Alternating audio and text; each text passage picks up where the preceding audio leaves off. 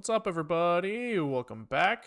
Today we are working on our hand rolled debugger, and today's topic is trying to extract some form of useful information about like variables, right? So where we're at right now is we have this debugger, and he runs and logs some stuff. But if we look at what we are debugging, we can like launch a debugger that sets breakpoints at at many functions within some debugged process, right? So if we look at the debuggy, do I want a foreground here? Yeah, debuggy.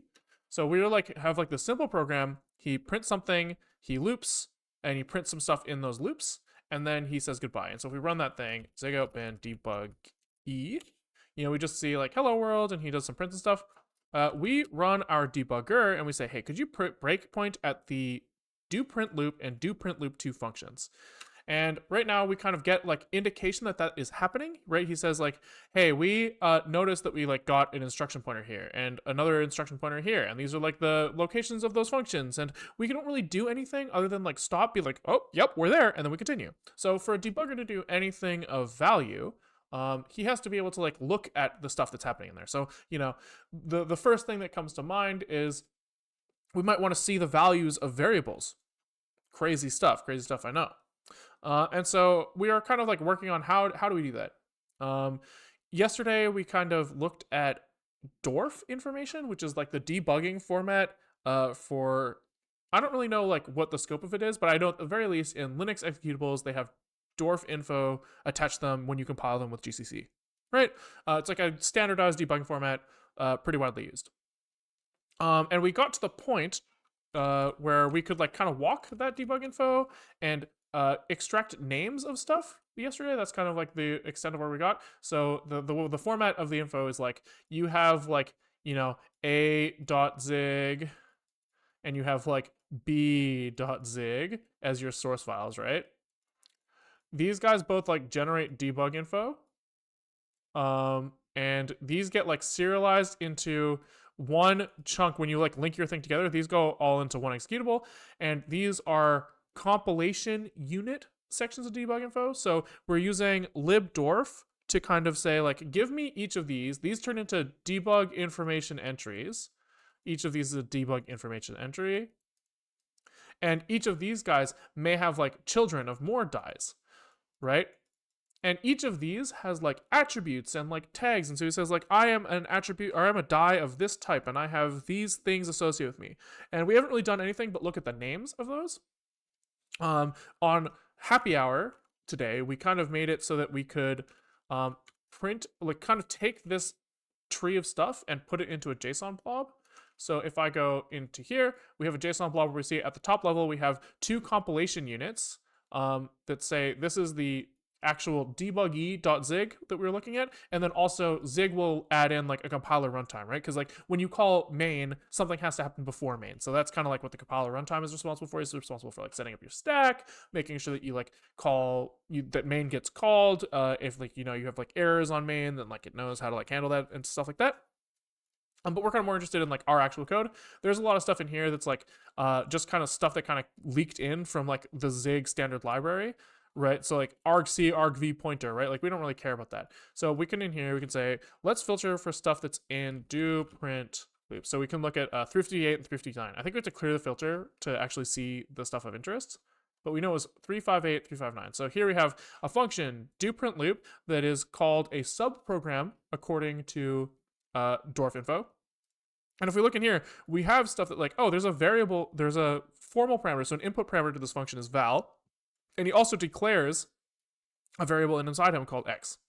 And we are trying to understand, well, how do we actually do anything useful with that, right? These values, when you breakpoint in the function, they might be sitting in some register. They might be sitting in some memory location. Like who knows where they are? Well, the dwarves, they know what they are. But we need to ask them nicely how to get that information. So we were looking at the dwarf spec, and in here, if we look for dw tag, I think it's tag variable, this basically says like, here are all of the attributes associated with that thing.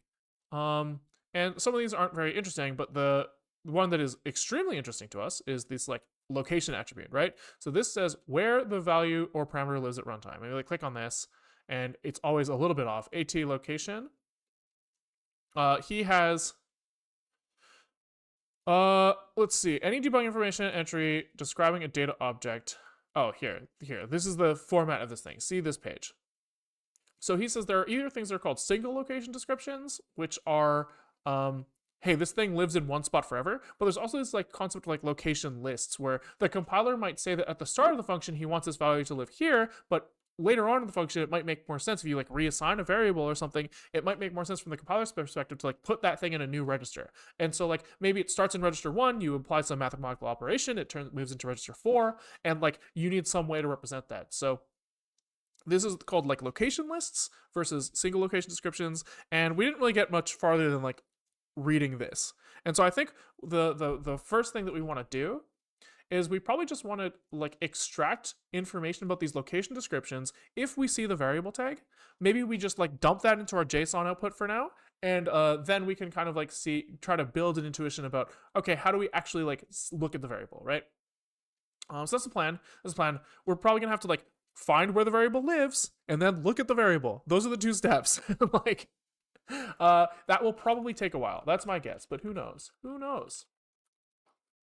So let's start with going into our little DWARF test playground.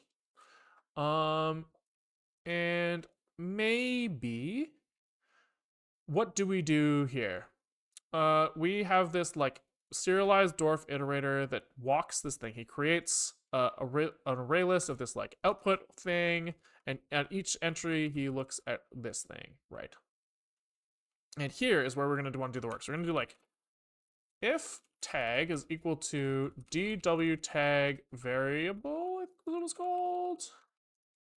Does that compile? Yes, so it's probably right. We are going to look for, what was it called? It was dw atter location. Maybe it was dwat location. And this is going to be in the libdwarf land. Does this resolve? That does resolve to a thing. So we are going to say, like, could we get these attributes? Yeah, let's get some attributes. So we're going to say, what? Libdwarf dwarf atter. Given our debug information entry, we want to get the thing at that location, and then we need to put that into an attribute. So var atter is a libdwarf dwarf attribute. And we kind of like slap that over here. And then I think the last thing was like an error output, which we can just ignore because we are lazy developers. And so here we're going to say if the ret is not equal to like okay, which I think is defined as dw dlv okay. I wonder what dlv stands for. Dwarf lib value. Who knows?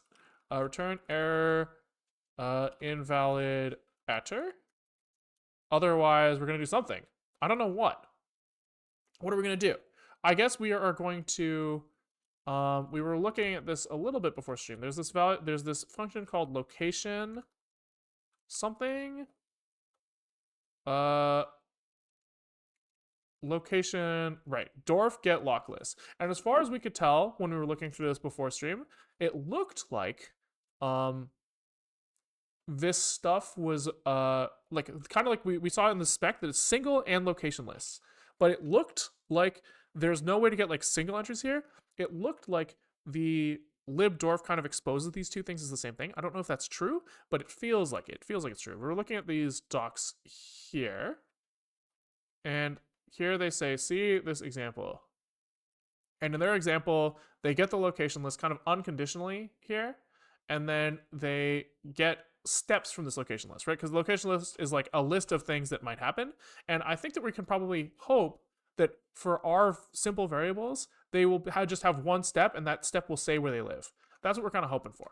But we will see. So we're going to call this DWARF get lock list. Where were we? DWARF test. And where were we in DWARF test? Something like init. Down here. Yeah. Libdwarf get location list. I don't know what the C stands for. I will never know. And this takes the attribute, a head location. So var head is lib dwarf lock something something head C, I think. I think they wanted this to be a pointer, if I saw this correctly. No, they do not. So we pass this into head, like this. And how many? So this is going to be count is a unsigned. Uh-huh. And then what else comes out of this guy? Count and error. Fuck the errors. You know. We're a little lazy here. And we do check the if it failed or not. We're just not going to print out the string associated with that, which is we're going to hate ourselves later for that for sure. But whatever. That's a future me problem, and man, I hate that guy. that guy puts up with a lot of shit, and I will keep piling the shit on. So I guess we look at the example now, and in their example, oops, I didn't mean to click that. They get the entry out of the lock list, and then they get operations out of that. Let's see if we can, let's just kind of like poke around. Lock desk stuff. We're looking for, so they have lock desk entry, get location value just from the description. So what is the difference between an entry here and a value? Here they're saying like, give me the index of the operation that you want to look at. I see. So probably the entry will tell us stuff like how many operations there are. Let's see. So this takes an LLE out value, which is, who fucking knows what that means. First operand in the expression returns the second operand in the expression. Okay. So if this gives us like operands and stuff, like what is it complaining about? So here they get some stuff out here, and then what is op value? He takes in op 0 or 1, 2, 3, given some entry, index, and op. So index is going through op count. Okay, so this gets set here.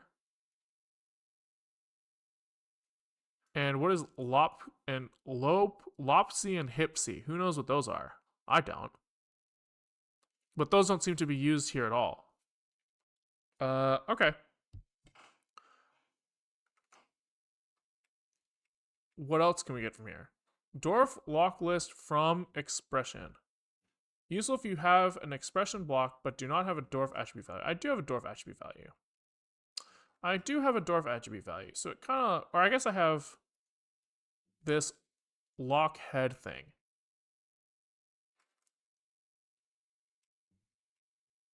Oh, what does this kind thing do? DWL kind expression. Ah, okay. So we can ask for this and tell us what it is. And let's just maybe start there. Maybe we'll start there.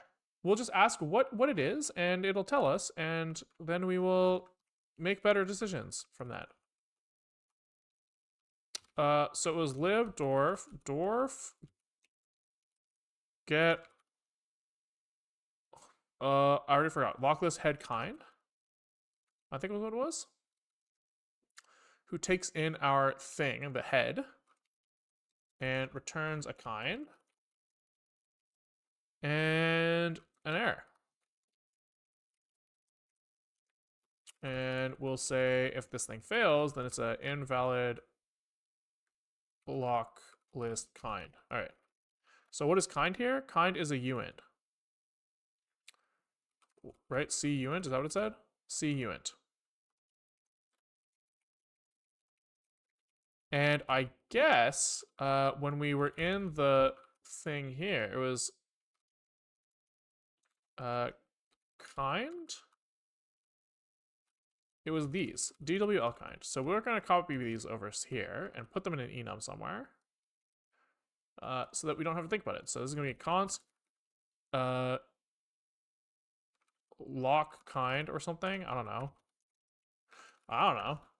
Enum backed by a CUint, because that's what it returns. And we're going to turn these into enums. Delete word, end of word equals end of word.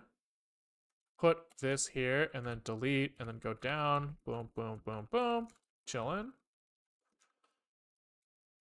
And then wherever the fuck we were before, we can actually put this as like a dwarf lock kind. And we can like, can we pointer cast this? I think we can. This should be undefined, I guess. Okay, and then here we should just be able to slap that thing into our output. So I guess here our serialized die is gonna have like maybe like a location for now.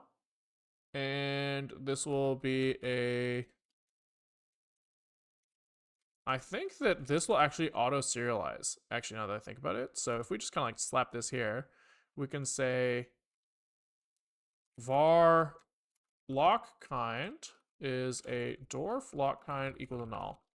Then down here, if we get one, we can just say that we actually take in lock kind is equal to kind, and then here we can just kind of throw that thing in there. So location is equal to lock kind or something. We called it lock kind here. Okay, so if we build this now and run it,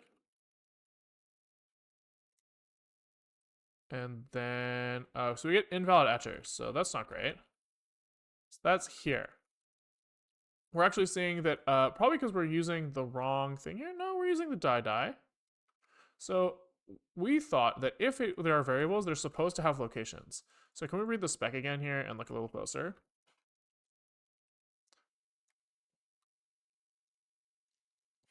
Oh, sorry, DW tag variable. All right. So the debugging information entry for a program variable, formal parameter, or constant may have the following attributes. May. I guess not guaranteed. So I guess we'll just do this. If it doesn't have that thing, we'll break block. Get the fuck out of this thing. And let's see if we, at the very least, have any location data for our variables.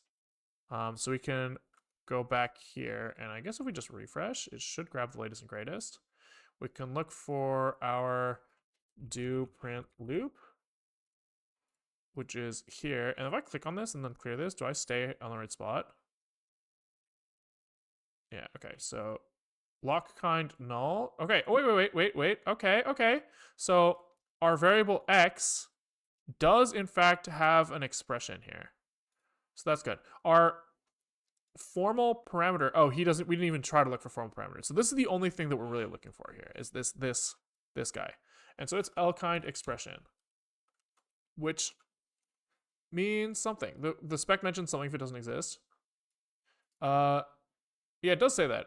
If no location attribute is present in a variable entry representing the definition of a variable, or if the location attribute is present but has an empty location description, the variable is assumed to exist in the source code but not in the executable program. Right. So when you fucking get into GDB and you print stuff and it says optimized out and you're like, fuck you, this is what causes that.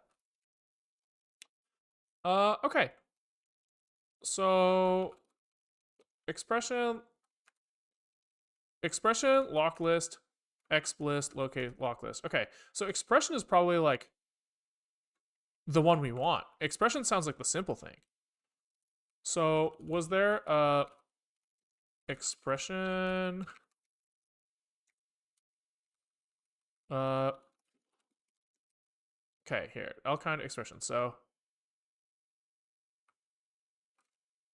retrieve the details of a location expression.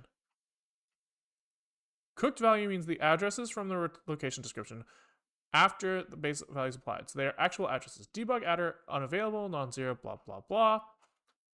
Okay. So if we run this, we get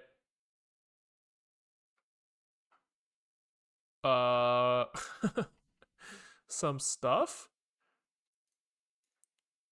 If I remember correctly, there's like what if like a thing is like in a register, right? That I think we saw by looking at AT location. Oh, is this already where we were? Here, DWARF expression. So here we might see like literal encoding, DWOP adder, or like DWOP register, right? So like I'm not quite sure how this stuff maps to that stuff. Op count,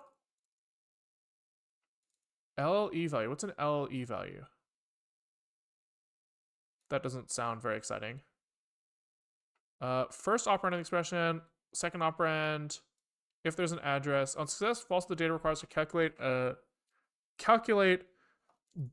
cooked or whoa. On success, returns false if the data required to calculate these things was present, or true if some required data is missing. Sure. Right. Oh, okay. So this is the low program counter and the high program counter of those things. Program counter. Surely not. PC must not stand for program counter here, right? Because these are not program counter thing. Like, this is not like instructions. These are like memory addresses for variables. Are you making the debugger for the Zig compiler? It's for you.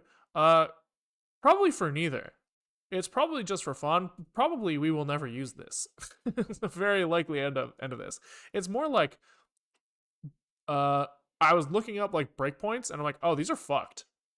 And it's kind of fun to explore. How the fuck does the debug work? I don't know. This is how we learn.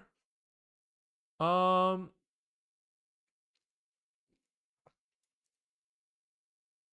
success returns the applicable LCOUNT value. Okay, sure. Pointer to specific location description. Okay, so this is probably what we want.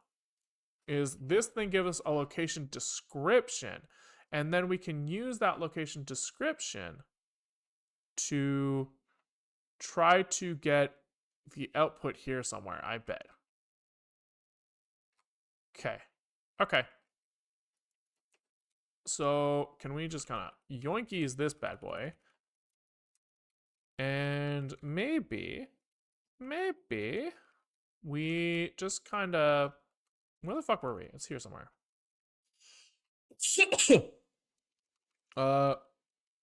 We call this, and we do it with our head. We want index 0 kind of unconditionally here, probably. And then can we just like null. This is the thing that we actually want, the description. So here we're going to be like var desk is a dwarf block desk C is equal to undefined. If the actual variable value moves to register or back to memory, then the low PC and high PC can tell you where to look depending on the location inside the function. Oh, right. That makes a lot of sense. So low program counter and high program counter. PC does stand for program counter, and it's which segments of this function is this true for? That makes a lot of sense. Thank you. That makes a lot of sense. Okay. So this guy goes here, and then we pass in desk here, and then I'm just gonna like null everything else out that I don't understand yet. It's the easiest fix. If you don't understand something, you ignore it and you never think about it ever again. And then your problems will go away forever. It's actually always true that if you ignore problems, they do not exist anymore. invalid lock desk entry. All right. So then we use that description to get the operation. That was the next thing, this thing here. So libdwarf, and this takes in our descriptor. We assume index 0, and then we have an operator out. So this wants a dwarf small. Var op is equal to this. Nope, this is this thing equals undefined. There we go. So we get the description, the index, the operator out, and then we're going to do null, null, null, null, null. I think that's the right amount of nulls. We'll see in a second. This comes from libdwarf. And then we're hoping to God that we see an operation that like matches something of value to us. So can we look at invalid op? So here, let's kind of store the op in here. What the fuck is this thing? It's a libdwarf small. So what is this, a U8? So var op is null, nullable U8. I don't know, we'll call it like this op or something. I don't give a shit. And then if this is true, then op is equal to this op. And then op lives here, boom, boom. And we're hoping that we can learn something of value from this, but we will see. So he's mad because segmentation fault, that's cool, 314. So he's seg-faulting here looking at the head. Or maybe because this is 0, so maybe the location list length is empty or something, or maybe it's trying to access one of these many nulls we passed in. That actually seems way more likely now that I think about it. So let's, what's this called? It's called something like entry. Lock entry. This thing. So maybe we will actually try to do this right, which means we go back to here. No, we go back to here. And here we just kind of like go whop, whop, whop, and we vim macro the shit out of this to get something reasonable. So we go record a macro, delete this word, paste it here. It's going to be one of these bad boys. We set it to be a variable. We go like this, and we delete everything, so equals undefined. Yeah, let's go, baby. We forgot that everywhere that says dwarf, it needs to say libdwarf first. Of course. Or else how will it know where to get the code? Where does it come from? Who knows? All right, and then we already had kind here. But I guess we kind of just do like this, and we go delete word ampersand find this, replace with that. Boom, boom, boom, boom, boom, boom, boom. And then we just kind of delete this loc entry out and replace this with this. Oh, loc entry out was fine. It was the description offset out that we didn't want. I think? No, it was loc entry out like this. Everything else just kind of lives. Boom. Boom. All right, does that fix it? This is in op value. So that did fix the first segfault. We just now have a second segfault to deal with. It turns out that the arguments to the function are important. Who would have thought? Who would have thought? It's kind of unknowable. It was impossible to know. So what was it? It was word, delete to comma, back here, paste it, put one of these here, put a var here, end word, libdwarf dot, go to the end of the word, and go right and equals undefined, I guess. And then here we do it again. Boom, boom. Really? Am I stupid? Before it had a space here. There we go. So this is DW operator out. I guess we kind of do delete. And then we just take these guys and say, slap them down here. And we do some sort of Vim macro again. Delete word, ampersand, find this, comma, go again. There we go. Everyone's happy. Then here, this LP becomes DW operator out. All right, please, sir. Segmentation fault, still. Okay. So location 0x30. So who is our problem here? Could be. So it could be that this like 0 is not valid. We're maybe supposed to go through the number of elements in the location list. And we just kind of ignored that. Is it in the example here? Lock list expert op count.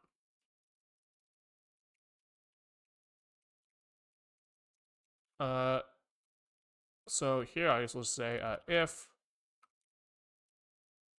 DW lock expression op count is less than 1, greater than 0, then we will do this for now.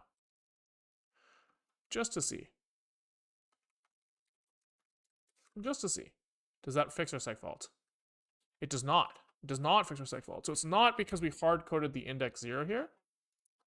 It could be that he is mad that we did not pass an error in here. That's a very real option. Although every other function hasn't cared. Every other function has not cared.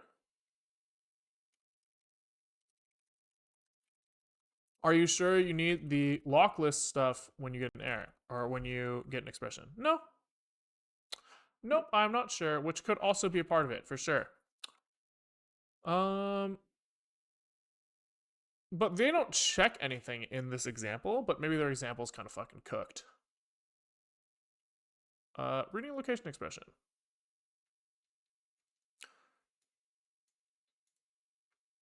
Here they're going from expression. That's not what we want. Location expression access.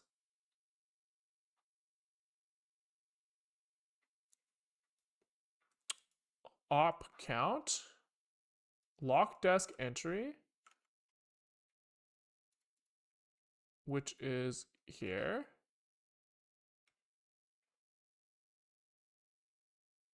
Yeah, it's weird because I don't see, they do lock list head. I here. I comes from L count. Oops, we probably missed something here. Although the seg fault's coming from here, but maybe. Oh no, here we are sanity checking this. If the op count is greater than 0, then we do this. Oh, but we're probably not checking this. If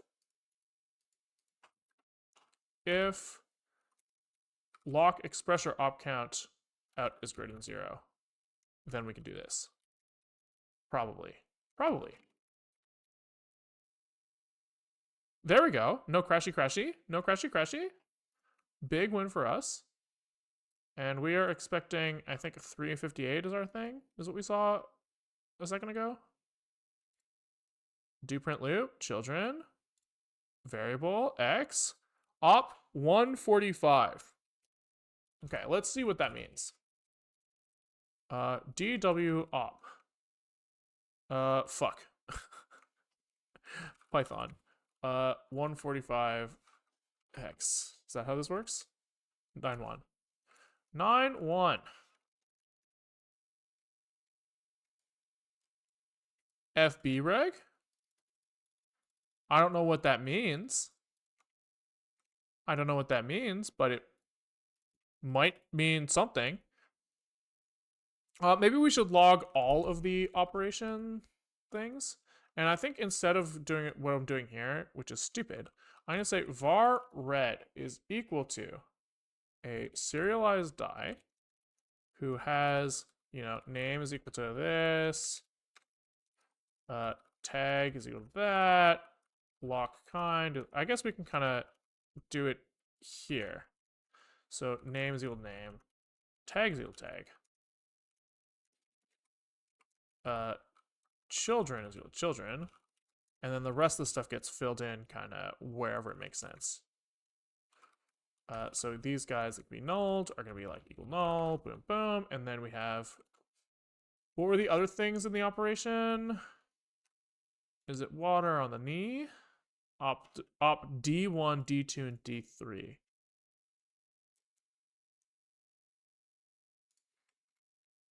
Right, so how is this shit getting? So we have operator out, operator, operand. Right, so this stuff now becomes, I guess this is serialized, we'll call it, just to avoid the name fucking collision. There's too much shit in this function. This is where I start to struggle. There's just like so much fucking happening that my brain's gonna fucking explode, dude. You know?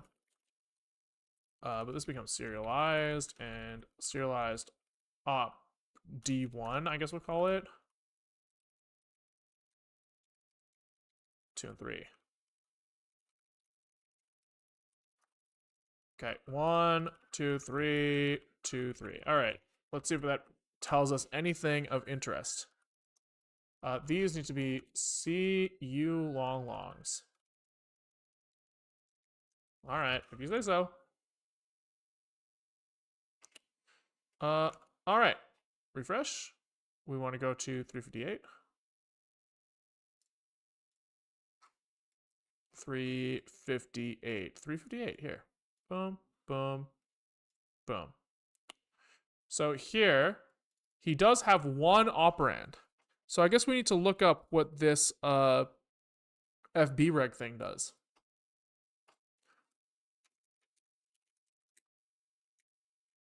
Provides assigned LEB 128 offset from the address specified by the location description in the AT frame base attribute of the current function. Okay.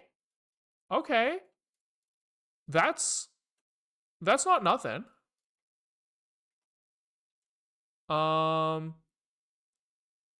Okay, so now what? I guess we are going to try to turn that thing into an address somehow, right? So which means that we need this AT frame base attribute.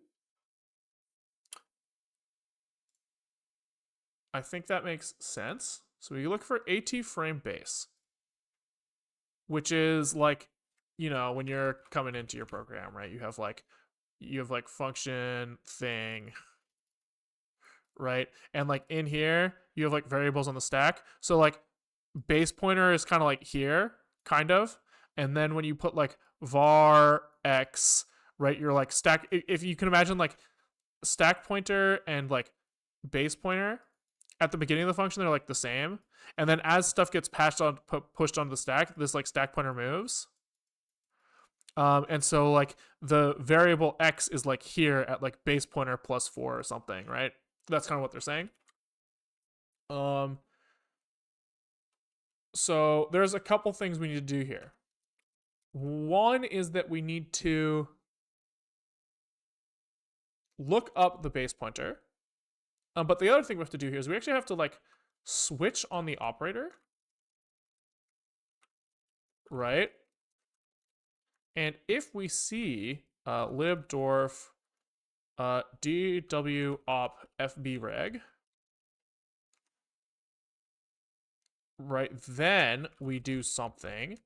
Else, we do like a stood log warn unhandled operation of this thing. Sorry, DW operator out. Boom.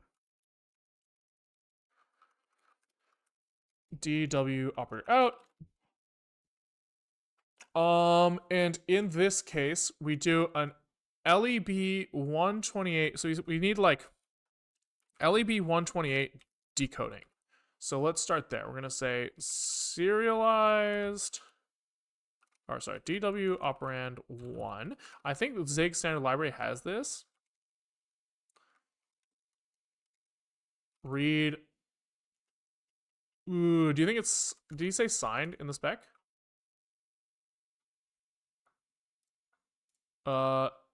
Signed, yeah. So read ILEB 128 from this. Like, this guy takes in a reader, which is a little annoying.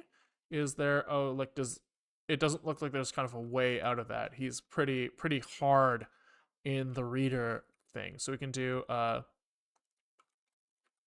just for now, var const f fixed reader, I guess, is a std io fixed buffer stream based around std mem as bytes of DW operand 1. We're getting a little hacky here. Reader, boom. And this should give us a decoded, is this. And then maybe our serialized thing is going to, instead of like this stuff, he's gonna be like oper DWOP is gonna be a union. And this is gonna be like FBReg has a for now I64, which is gonna be the offset. And then we'll do serialized dot op is going to be a DW op, right? Like this. And here we're going to say that the op is equal to FBReg is equal to decoded. Boom. I think this guy needs to tell us what type we want. So I think we want I64, but I don't actually know. I guess it can't be like that's kind of like best case. So it's probably fine. And then this stuff goes away. He's mad about something, but I can't see what it is because it's like running on the side of the screen. So this guy needs to be var, I guess. That's true. Here. All right, let's see what that does. Let's see what that does. He's mad because he hits end of stream before he finishes reading. Which kind of blows. Kind of blows. Signed LEB 128 offset from the address specified in location. Maybe first, can we kind of for now, std debug print thing hex of DW operand 1. I just want to like look at like what this thing actually looks like.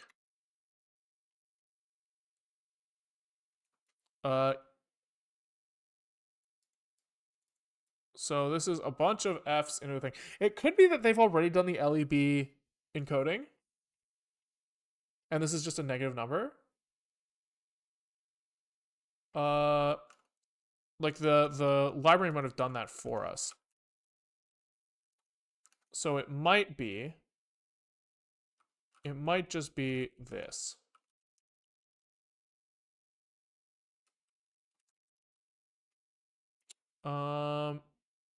And then can we do like an intcast here? Or a bitcast? Is that what we're supposed to do? If we're supposed to be taking the... Okay. So now if we go over here, and we go to, I think it was 358. 358. Negative 28 from the base pointer? That doesn't seem crazy. That really doesn't seem crazy. And we can actually confirm if that's true or not by using GDB. GDB zig out bin debuggy. And we can break on do print loop, right? We can maybe run once so it can break on do print loop because it's fucking lazy loading. No.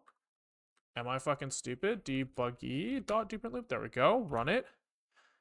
And can we like print the address of X and look at the registers here? Because here we should have the base pointer here. And can we do this minus this? 28. Seems right. It's just the order of operations was wrong here, right? We wanted to do this, the value of the address, the address of the thing. Well, okay, so if we do base pointer offset plus negative 28 or minus 28, right? That's what we saw was the answer. He gave us negative 28 in here. So if we look at the base pointer of minus 28, that gives us a different value. Fuck. But if we do plus 28, wait, am I stupid? 3604 from base pointer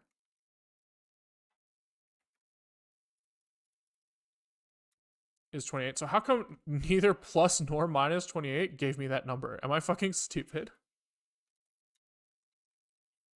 Oh, because there's a decimal. I'm a fucking dumbass. There we go. So if we add to the base pointer the number that they gave us, then we get the address of the variable. So that's looking pretty promising. That's looking pretty promising. I'm not gonna lie. Pretty promising. So now the question is, what the fuck do we do now? I guess before, if we see that we are in a fbreg operation, then we have to get the base pointer. And we don't have to in any other case, or maybe like, sorry, not in any other case. In any other case that we're doing right now, it's the kind of only place that we need that. So it kind of makes sense, I think, to do like a extract base pointer from the die, question mark? Attributes come from the die, yeah. So it kind of feels like this guy gets like a, like he has name and tag, like name and tag. Do we just say like, does our abstraction just say, fuck it, we'll expose everything, but like, you know, if you're wrong, you're wrong. Maybe we say atter here, and he returns a like DWARF atter, which is not well defined yet, but maybe it will be later. And somewhere we have an example of using atter, I think. Yeah, here, DWARF atter. So we'll just kind of yoinkies this bad boy. Yoinkies this bad boy. Slap him down here. We're going to take in self as a const dwarf die, and also an attribute as a, whatever the fuck this is. Cint. Then this just gets thrown over here. Whop! This thing can fail for sure. On failure, we're going to return error. Do you think that failure is reasonable? I think failure is reasonable, right? Saying like only call this if you think it should be there, I think is pretty reasonable. So no atter, we'll say. And we'll call this the val instead of atter because he's angry. And then this we also have to call output instead of atter because we've got like 3 guys colliding with the same name, which is really funny. We're really bad at naming stuff. And then we return, you know, just the things like output is equal to output, or, you know, inner is equal to output. But the base pointer is in the x86 register, right? So why do you need to look at DWARF for that? Yeah, that's a good question. I guess I thought the base pointer would be well defined, but you're right. Why the fuck would it be? So why did I get confused here about what is going on here? AT frame base. I guess it's possible that the base pointer won't be known in RBP, like, because you can call like f-omit frame pointer, right? In which case maybe this just wouldn't be the name. This just wouldn't be the thing. That's a possibility. You know what we should do here is here's what I want to try. Here's what I want to try. I want to try giving this guy an unknown who takes in a value of the operation, which was a U8, right? Then here we'll say else serialized op is equal to unknown. Store that fucking operator in there, and maybe we actually should fucking shove his parameters in there too. You know what? Why the fuck not? You know? Why not? So he's gonna be unknown struct op, and then we had, what was it? It was like cu long of the op d operand 1 2 3. Okay. Then here, unknown is we can look at that. Unknown like this is a struct with op here. Op d1 is dw operand 1. Get rid of these bad boys. 2 3 2 3. Okay, so now what I want to know. What I want to know is if we can compile our program with f omit frame pointer. So maybe we go into our build.zig here and our debuggy, we say like debuggy.root module like omit frame pointer true. If we do this, does it just look totally different? It might, right? We just might get a different operation there. He's mad about DWARF test, but that's pretty reasonable. So we just kind of didn't finish this, but that's okay. We can just kind of slap that bad boy out of there. I should stop calling my code bad boys. It's fucking stupid. We run the DWARF test, and let's go here, and we will look for X. 358, I think, is the one still. He is still the one. So here, very interestingly, even with omitted frame point base or fomit frame pointer, which I thought was base pointer, maybe that's not true. He is still outputting the same info. And so now I'm like, I'm kind of double interested here, right? So can we go to GDB and run this thing again and break it? Debuggy, do print loop, run it, next. And can we like info registers? Is RBP still, so RBP is not set anymore, right? So now, what the fuck? what the fuck are we supposed to do, right? It could be, no, he can't hard code the stack address in this DWARF info, right? That's not possible. So what is he gonna do? Well, we know that it's still 28 is the number, right? So we could like, we could do maybe like this, and I guess it's, I can't remember which way it is. So do A, C, and 5C line up with anything? No. But probably it's the base pointer is probably on the stack. Can you print the variable in GDB? Yeah, seems fine. I mean, we know that if I ask for the address of X, he has an address. So GDB has found it. But this 28 is probably relative to like a thing on the stack would be my guess, right? Like, I actually don't know. Yeah, it's confusing. Because I would have thought, my guess would have been that he would be relative to the stack pointer instead of the base pointer.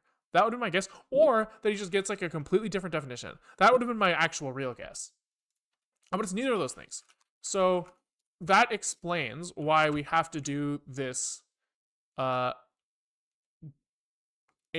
frame-based thing. So a subroutine or entry point may also have a DWAT frame-based attribute whose value is a location description that describes the frame base for the subroutine or entry point.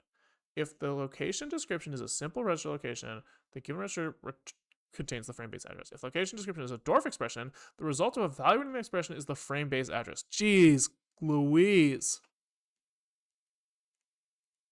Okay. Yeah. So they probably encode a sequence of calculations to calculate the frame base. Fuck me. That sounds hard. So maybe for now, we make the assumption that RBP will be valid, right? And we will kind of come back to this, because I think that I think that we will probably eventually have to implement like an interpreter for the dwarf stuff. But I think I don't want to do it now, because the code, like what is happening here is like very much like oh fuck, what's happening, slap shit on the page, right?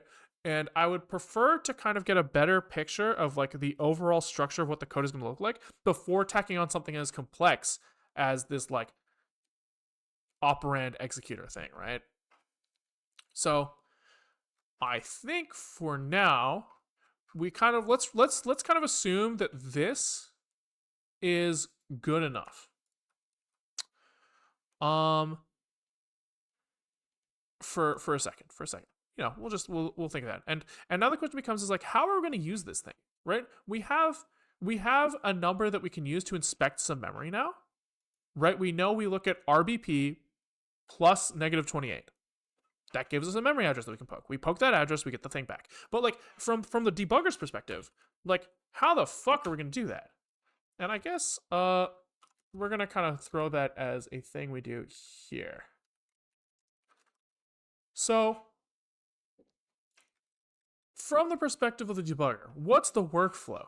You like breakpoint at address, right? And when you breakpoint at that address, you want to like print, like the workflow that I would use here is I want to be like list variables, right? And then I want to be able to like print variable, right? So here I expect this to return like X, and here I want to say print X, and here I expect to get the number back, right?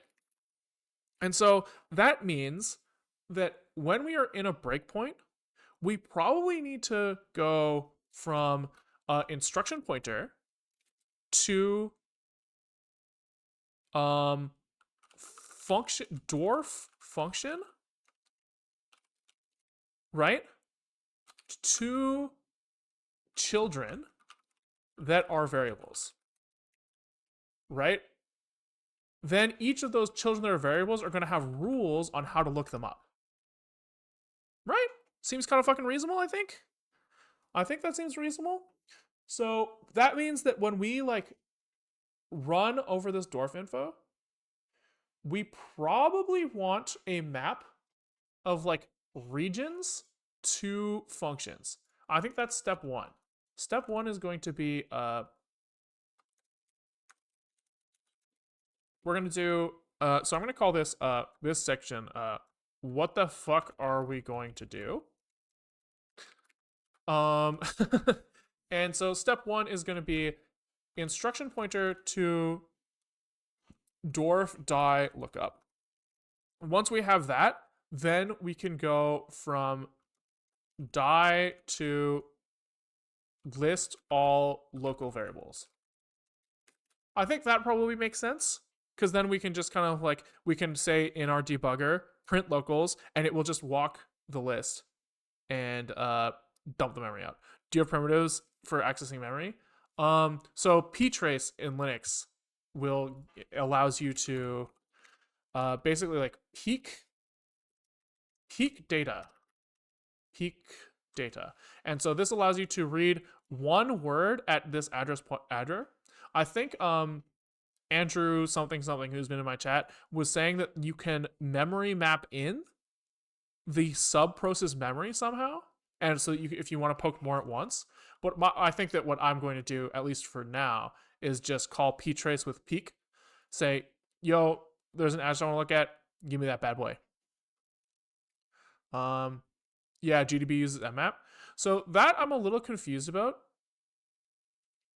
I don't know if that's part of ptrace or not. But I would assume that like I didn't think you can just mmap in another process's memory. Like, right? Like I need like a file descriptor to map from. So I would need like a file descriptor, like a handle to another process's memory. Maybe that exists. File handle to other process memory. Like, is that a thing that you can get? Mmap other process memory in Linux. Like, is that a thing you can do?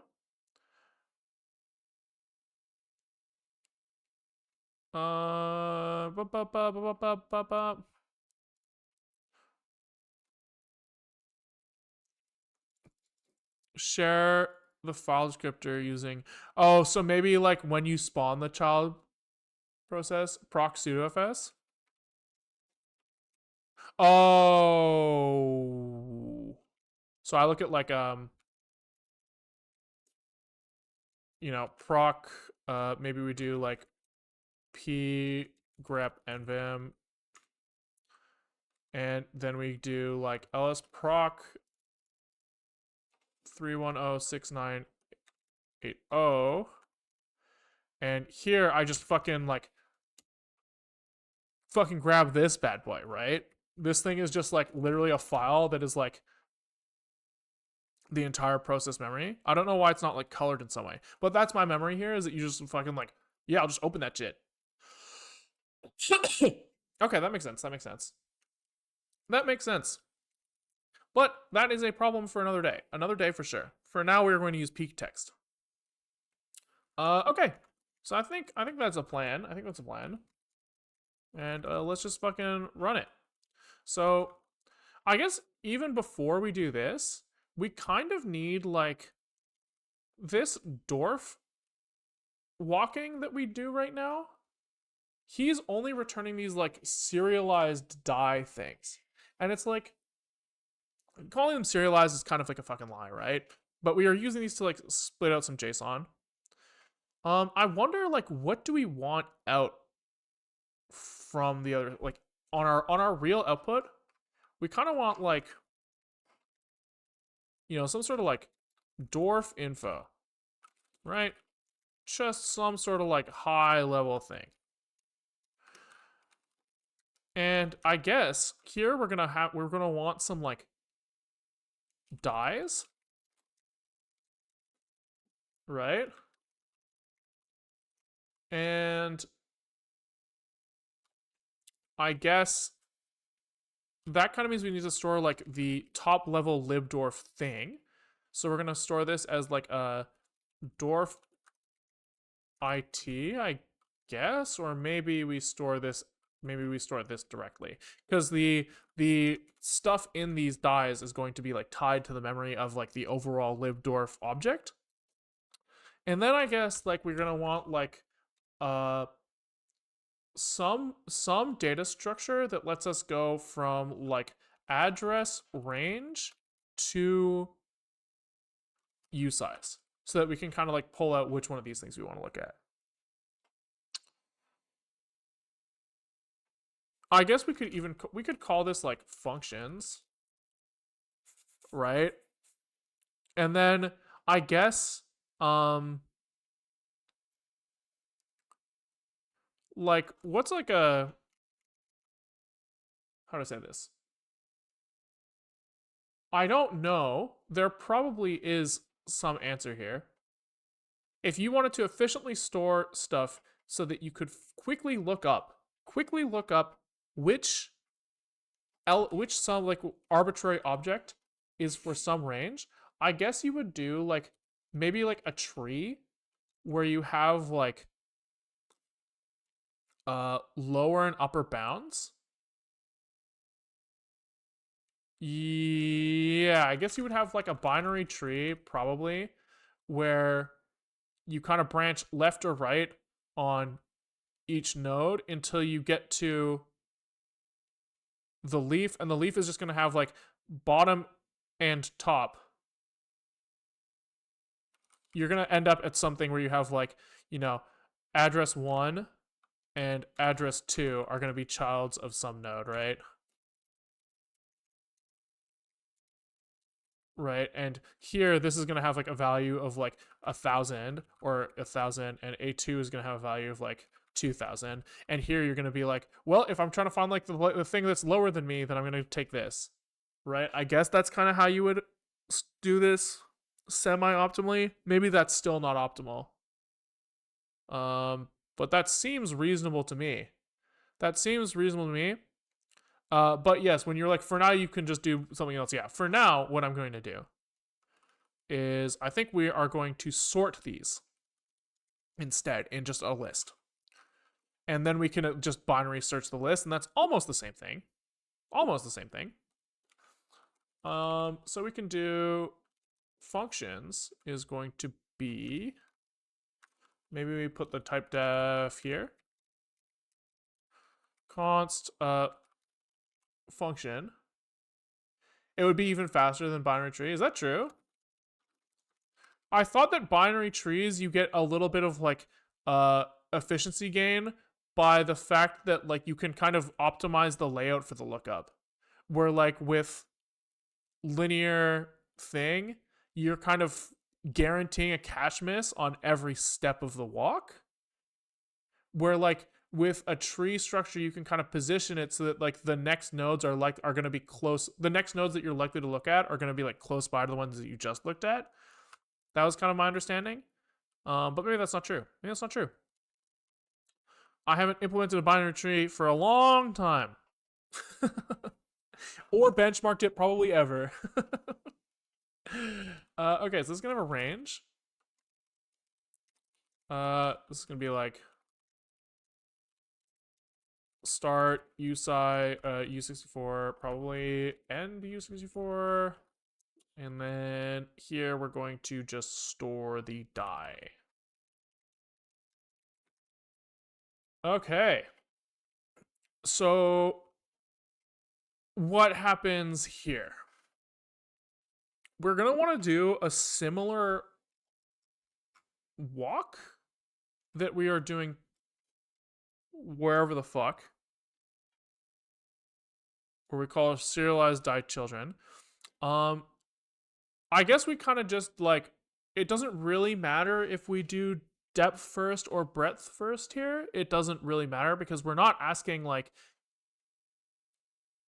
give me where these things are relative to each other. We're kind of just saying like, we just want to get all the functions. So I'm just going to kind of like take what we have right now, which is essentially a DFS, and maybe like pull it into an iterator.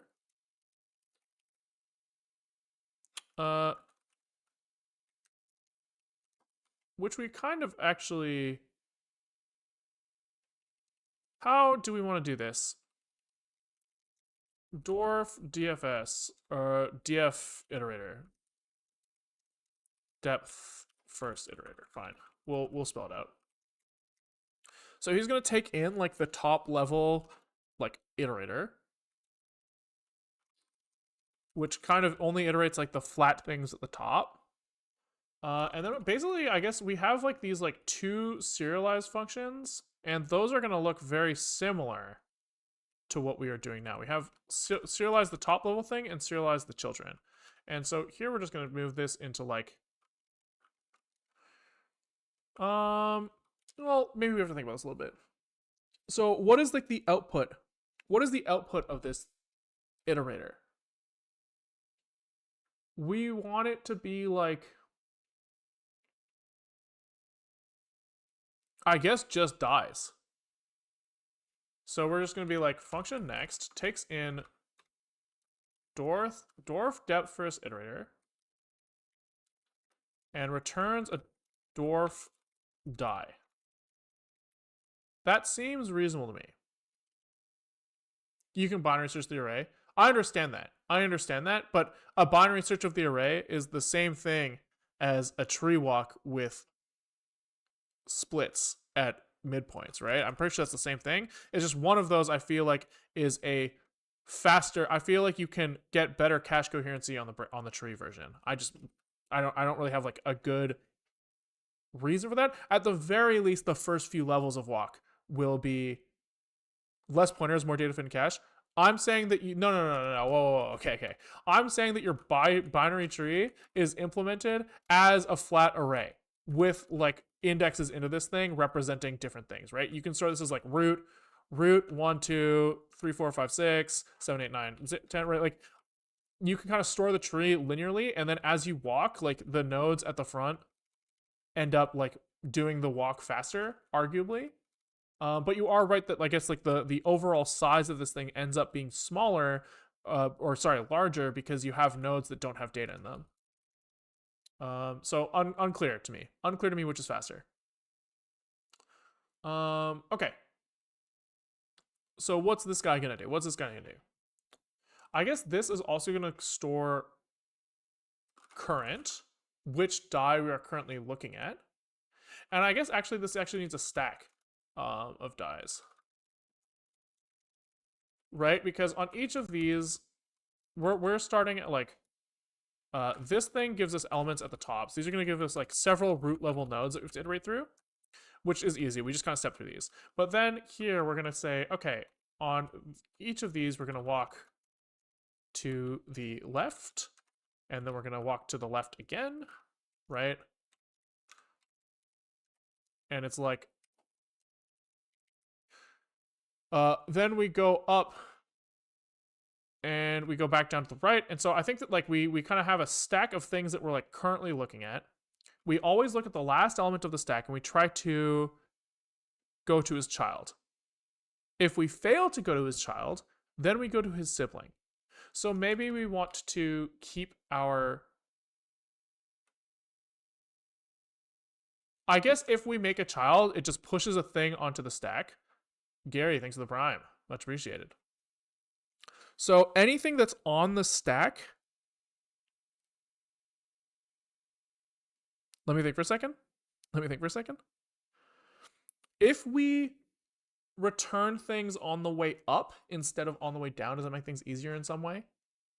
If we return elements on the way up, then we can kind of always assume that if there's a thing on the stack, we are looking at siblings. I think that makes sense. So here we're going to do like, if stack is empty, if the stack is empty, then we set,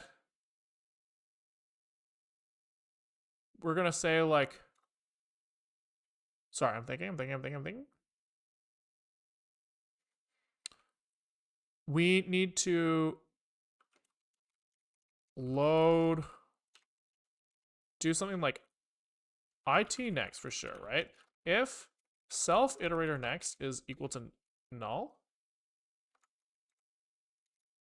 I guess we get the item out, right? And if the item is null, we return null. We're done. We've finished the top level loop. But if it's not null, I think this is actually failable, so we have to try here, which kind of means that this is failable. If it is not null, then we kind of just keep going down. We say like stack, for sure we say we put this thing on the stack. Right? And then we kind of just do something that's like var IT item, while we can do like an item dot child. Is that a thing that we're allowed to do here? This returns a DWARF die that has a child thing that will return a null pointer if it's empty. So while try IT child,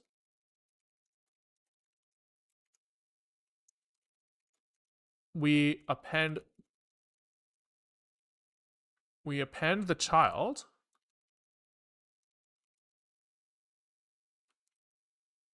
and IT is equal to child.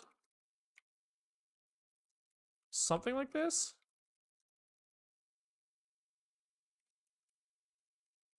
Right? Then at the end of this, we have our like list of stuff. Okay, so then we're kind of at like the normal case where we try to look at its sibling. But before we look at its sibling, we pop that motherfucker. We return it. So we just say return stack items at stack items len -1. Yes, and this will always have something. So we kind of like walk all the way to the bottom left of the whole tree and we just return that thing, but we keep track of the fact that we've made it down to the bottom left. Okay. Now, if we make it past all of this, then we are in sibling iteration time. So we go, let's look at that thing on the bottom left and just start trying to walk sideways. I guess it's not really like completely a tree, right? It's kind of like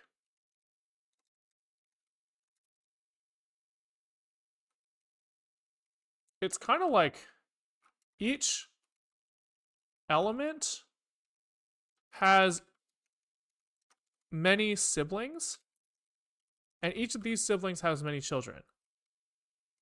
And instead of going up and then back down the tree like in like a normal walk, you're kind of walking sideways among siblings. So you're kind of saying, I'm going to, all of the children of this thing will be handled before I pop it. Okay, yeah, that makes sense. So here we do a stack items len -1. We get the last item. So const like child. I don't know. We ask for his sibling.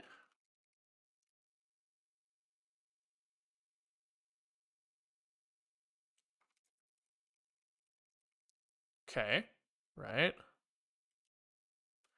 We try this. If this has a sibling, we are fucking chilling. We basically just reassign this guy. So here we're going to take a pointer to this, and we are going to say child.stars equals sibling, and defer return child. Return. Let me think for a second. Return child and then assign child to sibling. Yes. So the next time we come in here, we will look at the sibling.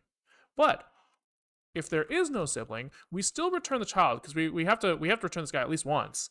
Like this.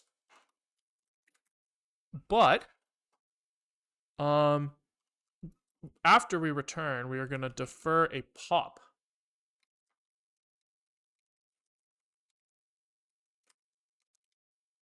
Like this. So we say, we are donezo with this guy. And that feels like it kind of hits every node. I'm not like 100% sure that it doesn't hit every node. It would be kind of nice if we could reuse this in the like serialization stuff, but I don't want to think about that right now because that would require well, maybe it's actually not that much. You would be like, you would have some sort of output, right? And it would basically tell you if you are going up a layer or not. So we can call this like last sibling, right? So is this the last sibling? Yes. And then we just return the die.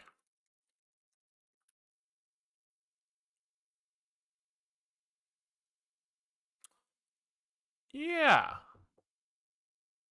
And then every time you see last sibling, that means you like collect your shit and you're going up a level. You start at like the bottom level. No, there's something wrong here. So here after we pop, no, there's a mistake here. After we pop, oh no, after we pop, we'll go to his siblings next, so it's fine. That's fine for sure. Something in my head is like feeling like this is like too linear.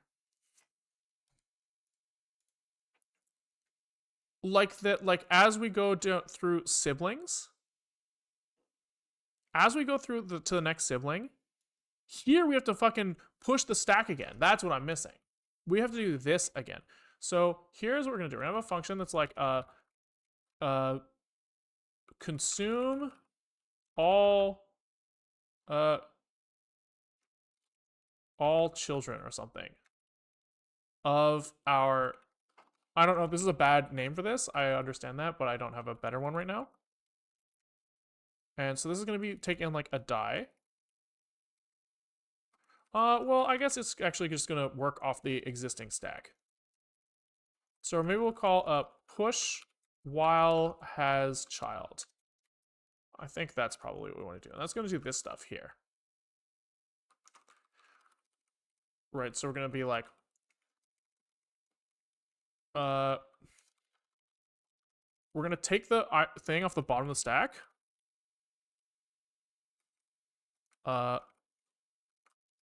Which we assume will exist. We actually kind of, yeah, that's fine. And then while there is a child, we append that child to the stack and we advance the iterator. Okay, which means that here we can just kind of be like, we put this thing on the stack and then we call self push while has child. And then this can go here as well. Every time we go to a sibling,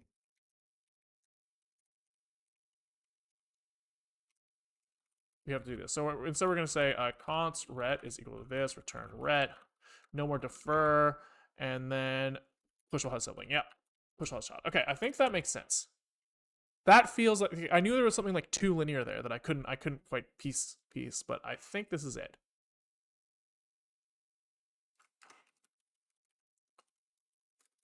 Which now I'm back to, I wish we could give like a path or something, but I don't want to figure it out right now. So this should hit every node. It should. And so now, if we just want to list all functions, we should be able to construct this depth first iterator thing.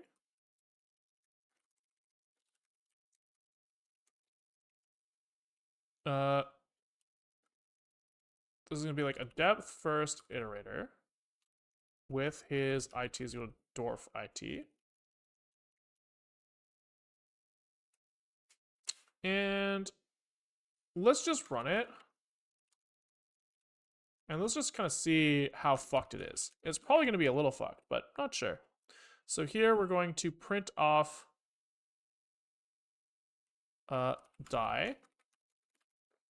And let's maybe just grab like die name or something.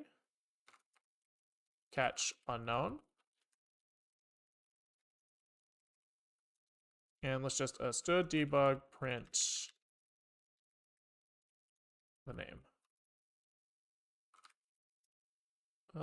S.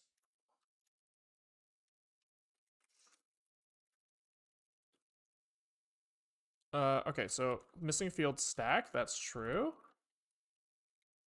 Std array list of, I guess this guy should just have an init function. Makes more sense. So he takes in an allocator for sure. And an IT dwarf IT. Maybe we take him in by pointer to say, bitch, we don't own this bad boy.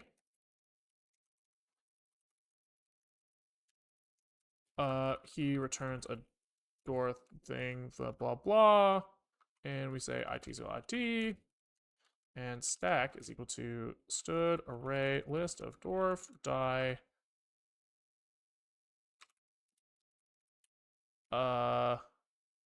in it with the allocator. So we also have to think about the fact that each of these guys is going to be deallocated by someone at some point.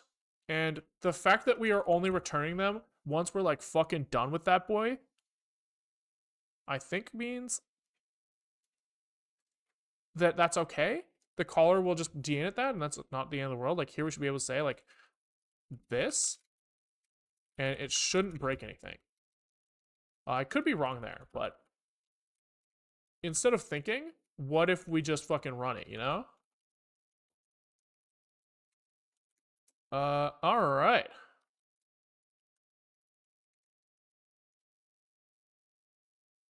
So we definitely segfaulted. So next sibling crashes here. I wonder if it's related to this. We'll try not de-initting ever. And that's a lot better. So it does seem likely that we are dumbasses. Now, I don't actually understand why, though. So here, this next returns. Oh, it's because this here, he returns it. A thing that's just made it onto the stack. Which means that we're probably getting a double return here, honestly. I think we just fall through here. I think that makes more sense. Okay. And then here, can I, oh, the D unit's back and it's not crashing anymore, so I think we're chilling there. And then we can also see that compiler runtime is the last thing there, which means that like the walk where we're coming back up and we hit the compiler runtime is probably making sense. And we can just maybe see, do we see a do print loop in here? Do print. Okay, so that's really good. So it looks like we can also see that do print loop has a child x and a child val. And so we see that we saw the child val first, then x, then he went up to his parent do print loop, and then we see the child val and then do print loop too. So that's looking very much like the walking is working the way we expect. And so now we can just kind of like run through, now we just have like an iterator that gives us every single entry, and we can try to make one of these things out of them. So here we're going to do some sort of init with, this is probably like the public interface for now. You know, that's going to change over time, but probably. But we kind of start like this, right? He's going to return a DWARF info. Certainly a failable DWARF info, right? And he's just going to do everything that we're doing in main right now. So surely he needs an allocator. And he's just kind of gonna like run this. Gonna be like, yo, we have a top level DWARF iterator that runs on this executable. We are not going to deinitialize him, it turns out. Instead, we are going to return debug is equal to dwarf it.debug. And I'm just gonna put a fix me here in this like really fucking weird API that dwarf it doesn't d-init above. Maybe dwarf iterator should have like a reference to the debug or something. But that's fine. It doesn't really fucking matter, right? Then we have functions. This is the thing we have to make.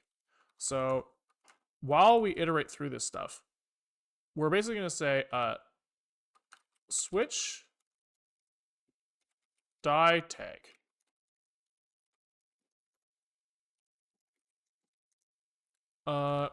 That's not how this works. If this is a DW tag subroutine,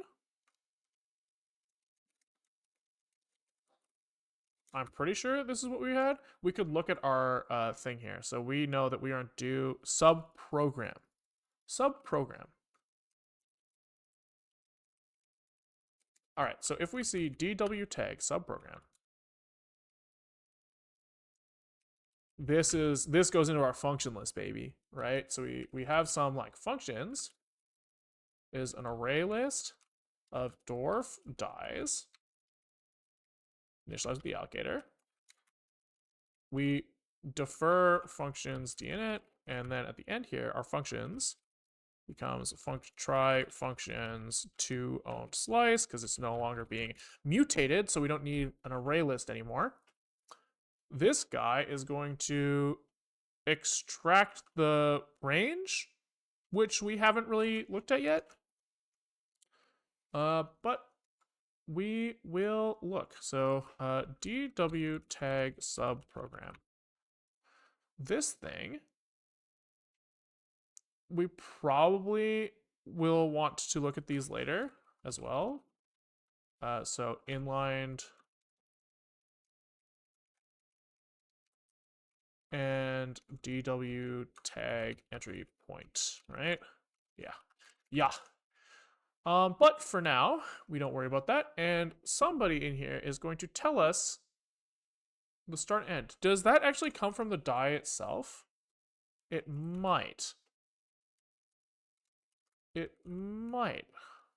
Probably not, though. I'm actually thinking that it doesn't, no. Because the die doesn't have to reference a thing that can live in, like, program memory. Like, sorry, it doesn't have to live in, like, text section of the executable, right? It could be pointing to anything, so. I don't really care about calling convention information. I want to know, like,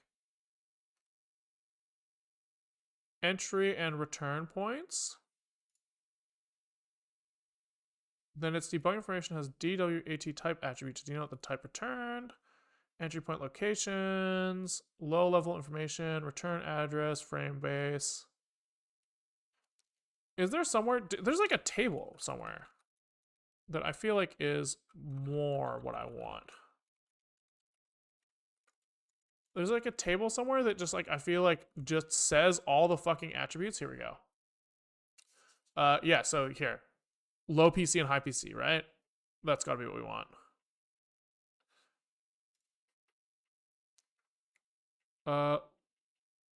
Code address or range of addresses.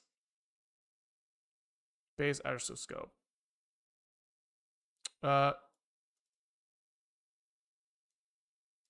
Yeah, so I think we just want to call low PC and high PC.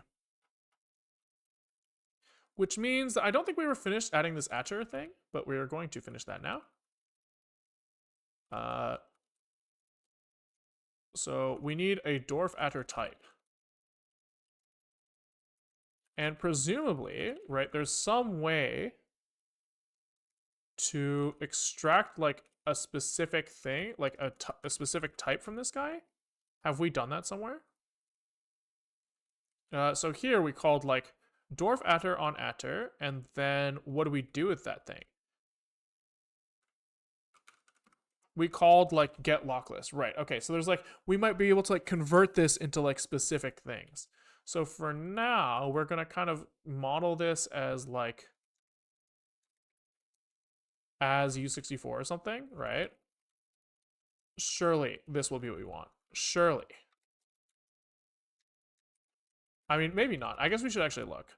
So it's DWARF attr attribute. Sorry. So we can say give me a has form. Okay. What form? Form ref? I just want like give me like a fucking pointer. Oh, here we go. Form attr.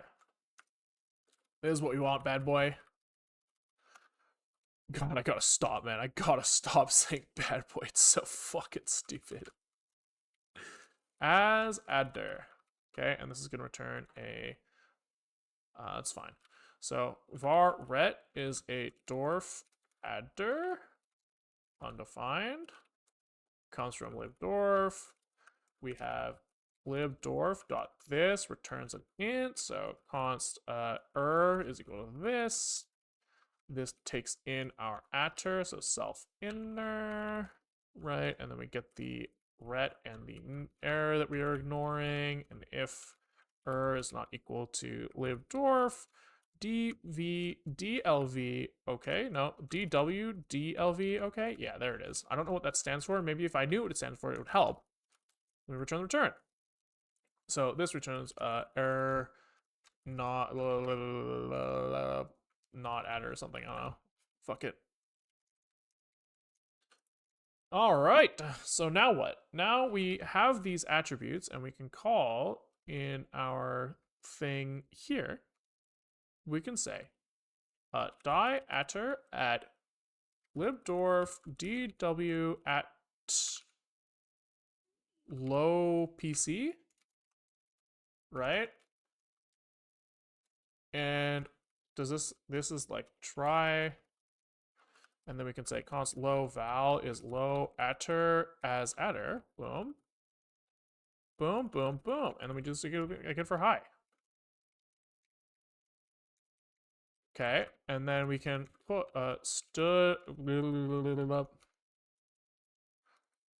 functions append. Oh yeah, this is starting to look pretty good, guys. It's starting to look pretty good. So functions append, and we append die is equal to die, and the range is equal to like just like low val and is high val. Okay, okay, wait, okay. And in the else case here, we are discarding the die. So here you probably want to do like an defer die dinit, right? And then here we probably just want to just like unconditionally die dinit. That sounds right to me.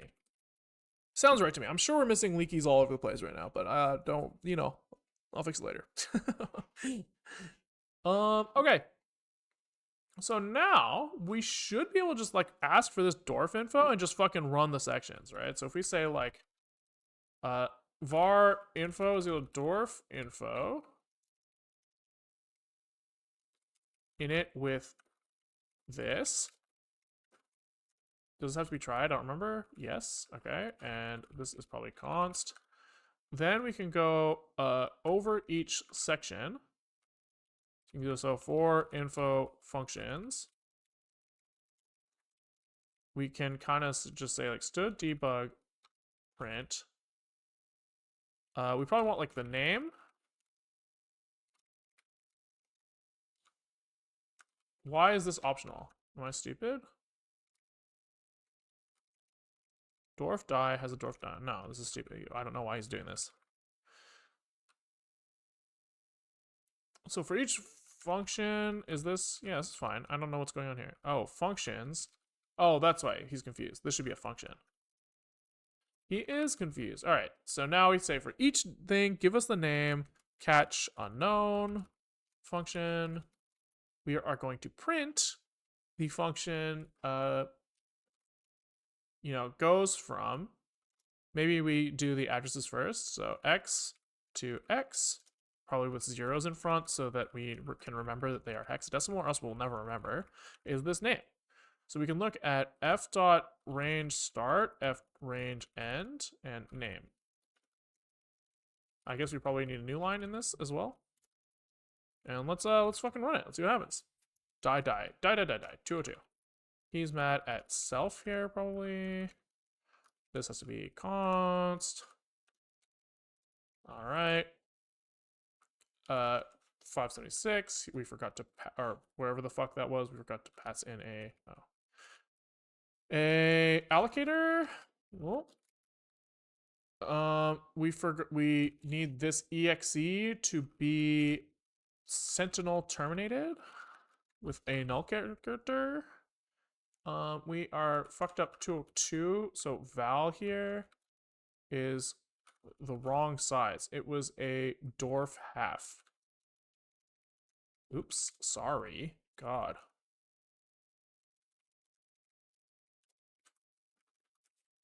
Okay, I guess we don't really, I guess we just kind of want this to be like this so we don't expose it externally.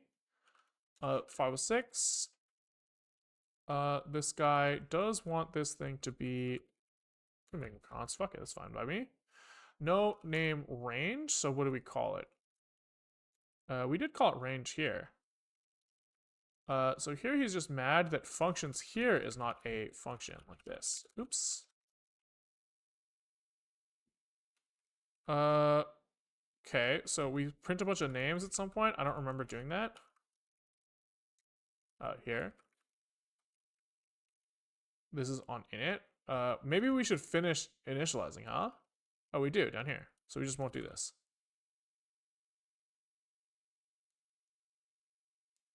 Then here we don't die dinit at all. libdwarf is unable to record error. Not adder at high adder as adder. Oh, interesting. Okay, so let's first just kind of do this. Let's see if the low address is consistent. No adder, low PC also. Okay, so here we're gonna have to do a little bit of like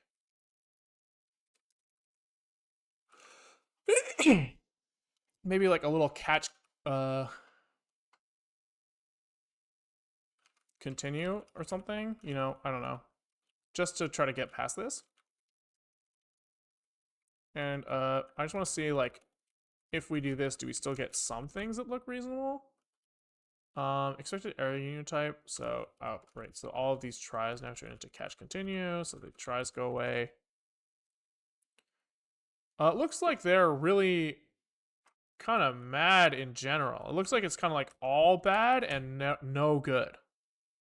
So DLE, no error. This is probably as adder is probably just not doing what we want it to do. So maybe we are doing something stupid here. libdwarf is unable to record DW DLE atter form bad. Okay. So I guess this is just no bueno. So he might be a single address. When a single address is associated with an entity, such as a label or an alternate entry point of subprogram, the entry has DW at low PC attribute. When a set of addresses of a debugging information entry can be described as a single contiguous range, the entry may have a DW at low PC and DW at high PC pair of attributes. The value of the low attribute is the first instruction associated with the entity, and if the value is the high PC is of class address, then is the address of the first location past the last instruction associated with the entity. If it is of class constant, the value is an unsigned integer offset, which when added to the low PC gives the address of the first location. Okay. Can we, so wait, let's go back here. Can we only look at low for a second? Is low behaving the way we expect? Low is. Right, so here we are seeing, so let's maybe look at do print loop, right? So here we get do print loop at 321do. If we nm-c, we see the same address. So we, at the very least, the low side is working. Now it looks like the high side may end up being, they said that it could be a, if it is of, if it's an address, then it's an address. But if it is a constant, then it is an unsigned integer offset. So let's try looking for constant. So here this as adder, we're gonna do like as something else. As constant, I assume. So can we look for like a DWARF form, and you know, what are our options here? UData sounds promising. Let's do form UData. So can we do as U32? I think that's what that was. And so then we do DWARF form UData, who takes in a DWARF unsigned. And then what is a DWARF unsigned? This is a CU long. So this is actually probably U64. And so we are going to try grabbing the high PC as a U64. And then this is low val plus high val, if that is true. Oh, let's fucking go, baby. Let's fucking go. Okay, do print loop. So here, it looks like if we assume that do print loop and do print loop 2 are back-to-back in memory, we have this guy goes from instructions 1D0 to 277, and then immediately after that, this is like assuming this is a 4-byte instruction. Oh, wait. I guess this is hex. So this would have to be like, 8-byte instruction, I guess. 7, 8, 9, 10, 11, 12, 1, 2, 3, 4, 5, 6 or something. I don't know what I'm fucking counting on my fingers. Who fucking knows? But I think that this feels right to me. This feels right. And so I think, can we write try here for now? Because, you know, we are, fix me. These don't have to be adder / U64. They can, yeah, that's fine. So let's see, does everything in our small sample case seem to follow these rules? Because if so, we can ignore anything else for now because we're lazy pieces of shit. No attr does seem to sometimes come up on a subprogram can have no low PC. That's kind of surprising to me. I would have assumed that there is a low PC. So a subroutine entry may have either a low and high pair of attributes or a ranges. I see. So if there are ranges, so I guess we will just kind of say catch and deint the die and continue. It's fine. Doesn't fucking matter that much. And that seems to work okay. That seems to work okay. All right, so IP to dwarf.lookup. We're actually not quite done there. We actually need to do the lookup here. So we're gonna say function get die for instruction. Okay. So this is going to take in self as a dwarf info. Okay.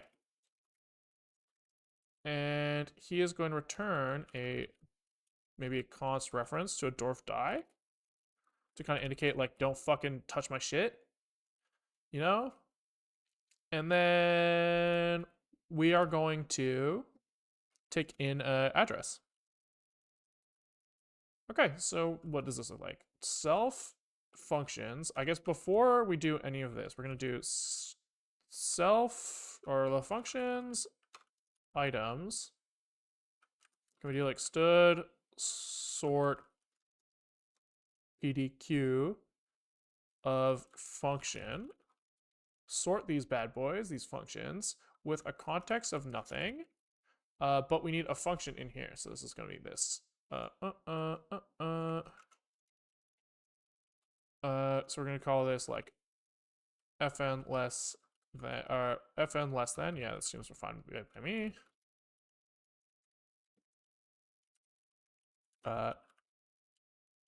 So I think we have it in this clipboard. We have a function takes a context of void. And his LHS is a function, and the RHS is a function. He returns a bool. So we just return LHS.range start is less than RHS.range start. This will sort them. We're going to assume non-overlapping ranges because that's easier. And so now these things will be sorted. And now we can just do like, is there a stood mem binary search? Is there like a lower sort lower bound? Yeah, okay, that looks promising. Returns the index of the first element in items greater than or equal to key, or items if all items are less than key. I want like the index of the first element in items greater than or equal to key. So I want upper bound and then -1, I guess. This gives me the index of the first item greater, and so then if I do that -1, then I get the less than or equals. The last element less than or equals. Okay, so let's send it with an upper bound of this stuff. So here, I guess we kind of want this function less than to actually be just like, a raw function out here.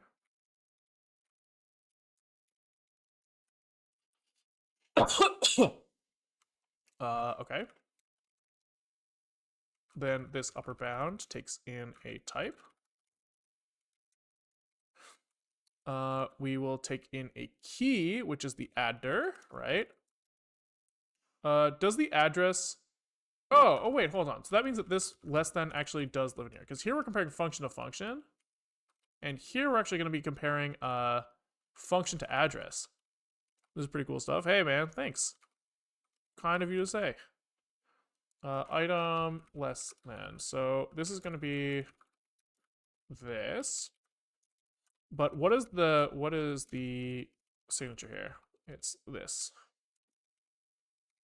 So still avoid context, right? We don't have any shit from the outside world that we want to look at, but we do have type of key here. So RHS here is the function, I believe. And the type of key is the U64. And so then we are going to return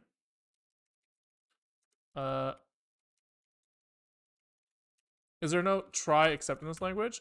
There is errors as values. So there is like propagation of values with try. The try in this language is like kind of like opposite of how you would see it in like exception handling languages, right? The try means like do this thing, and if it errors out, like send it up another level.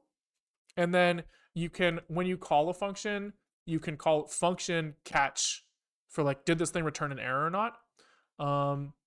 Which in my mind, I think like if you have like errors as part of the language, but they aren't exceptions, then they're like, it's effectively the same. But like, I've always been pissed off when I write like C++ and you're just like, I guess I try catch every single function because like who fucking knows, right? Like at least here it's like you're kind of forced to document it, which I like.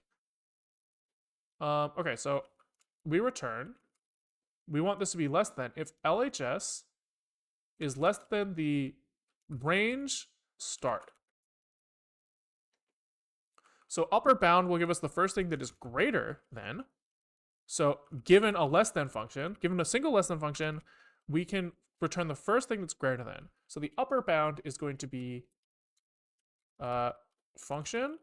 What else goes in here? The key, which is the adder. And then the items, which is self functions. Okay. And then the context is void. And what was the last thing in here? The last thing must be in the item less than function. Okay, so I do remember that we hit a bug in the Zig standard library at some point, and I think that was on 0.12, and then two-step fixed it before 0.13. That's my recollection of this, but we might see a bug here where the types don't line up correctly. Actually, we could probably check here. I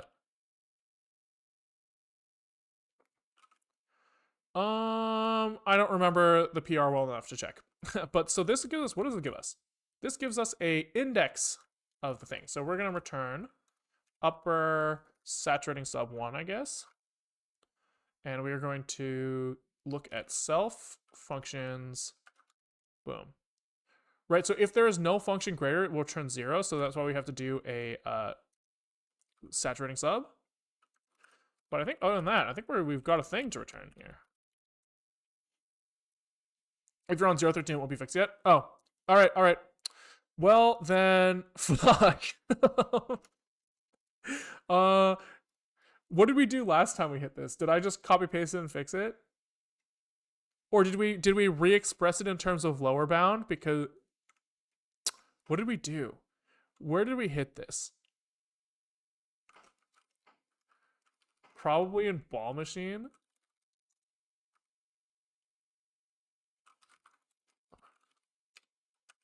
Maybe not. Maybe not. This is so long ago that I don't remember. Was fixed here. Oh, I thought you fixed it. Maybe oh yeah, here's. Oh, I see. So you filed a PR. It didn't necessarily get merged, and then it got taken somewhere else. Do we just kind of, take the new version? Copy paste it?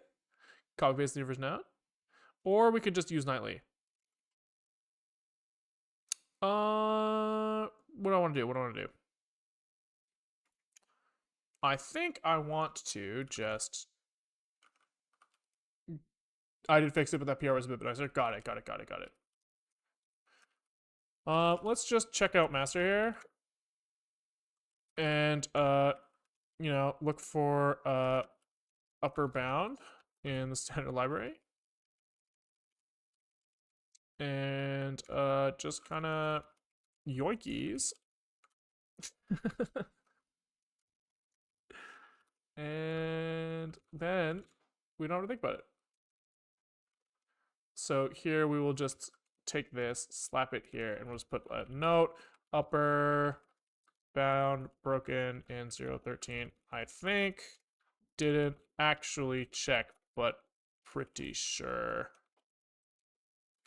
upper bound broken API. We'll say upper bound API cannot handle mismatched types in 013. I remember this being a problem. So then we just call our upper bound, and then we don't have to think about it anymore.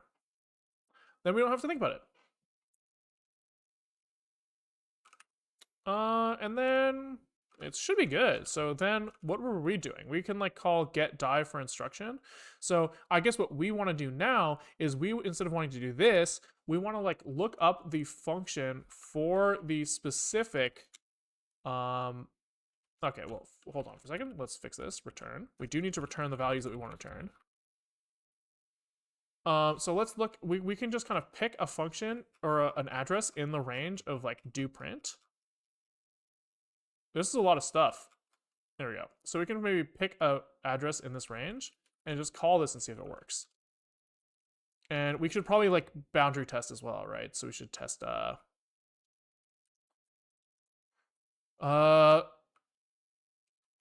maybe we do like 4 this value, and then we'll go even to 7f, because the next one's 8.0.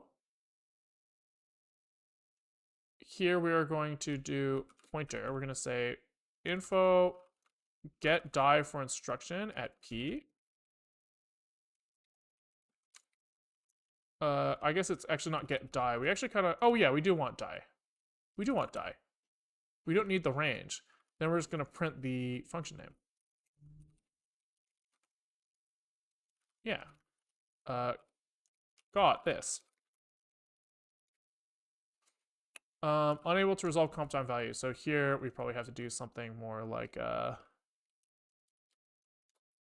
adds is a bunch of U64s. I think is what we take in here. Yep. Then we put this here and put this here and then put this here. Add these. He's mad because he expected type. I need to write const here. If I don't write const, he can't convert nicely. Expected type dwarf info expected const. So this can be const here. That's no big dealio. I think yeah, that's the right spot. Can expected type this found. Expected type pointer to const dwarf die found dwarf info function. Right. So here I just write die. Boom. Oh fuck yeah, man. Fuck yes, man. Let's fucking go. So that's definitely a instruction pointer to die lookup. And so now we just need to list variables from that thing. So on a dwarf die, I wonder what the best way to express this is. So we have like some code down here, somewhere down here. This code says like, given a die, given a variable, print my shit out, which means that we probably want to rip the children of this thing, kind of under the assumption that they're not kind of doing like sub blocks within a function, right? So our locals, we can maybe assume that we go down 1 level, and yeah, can we say like, maybe we do an external function for now. I don't really know where I want this to live. We're gonna say like list function locals. We're just gonna say like get locals. Yeah, he's gonna take in a die. Sure. Seems reasonable to me. And he's gonna return essentially whatever we put in the serialized output, probably. So there's like DWARF, this thing. So we're gonna actually return a bunch of these things. So we're gonna say like, maybe we'll take like the name and the operation or something. we're gonna have to. There's a lot of cleanup to be done here, but I'm just trying to like rip through it quickly, because I want this to. I want to see something work. So here we're just gonna do this, right? Boom, and this is gonna be like, when and how did you learn all these deep computer science concepts that most engineers don't bother with for basically their entire career? I mean, I've kind of like for like my whole career been into like, I'm not that bad at like, navigating code that I don't have full context on. That's not really the problem. But I do think that the more like stuff you understand at the bottom, the better your guesses are going to be at the top, if that makes sense. So I've always kind of been into the idea of like, dig in as much as you need to get to the bottom of something, and then like over time I realize more and more that like the more tools I have down there, the more I understand. I don't know. So it's just kind of been like a long running thing that we improve on. Okay, so we know that this die is going to be a function. So we're going to say, I guess, die. We don't really care if he's a function, I think. I think we can just say, give me your first child. Okay. This is probably an iterator. Right? And while true, we're going to be like, yo, IT next sibling, get sibling, hello, what is this type? Try, which means that this can fail. And or else, if there is no child, then we return an empty slice. Then what? We like basically do this like whatever the fuck is going on here. You just kind of like rip that shit. But first we need a tag. So tag is equal IT tag. Boom. Okay. Then instead of going to serialize lock kind, like fuck that noise, and then just here instead of serialize.op is this thing, we kind of just say like I don't know, we have some sort of like output variable. Ret is a stood array list of locals. Initialize with some allocator. Defer ret dinit. We have an allocator here. And then in here, die.die, this gets replaced with iterator. This needs to be const. No. This shadows. We'll call this out so that we don't have to worry about it. Then down here, we basically push this operation. So what goes in here? The name of the variable and the operation. So here, do we get the name? We just want like var const name is equal to iter it name, I guess.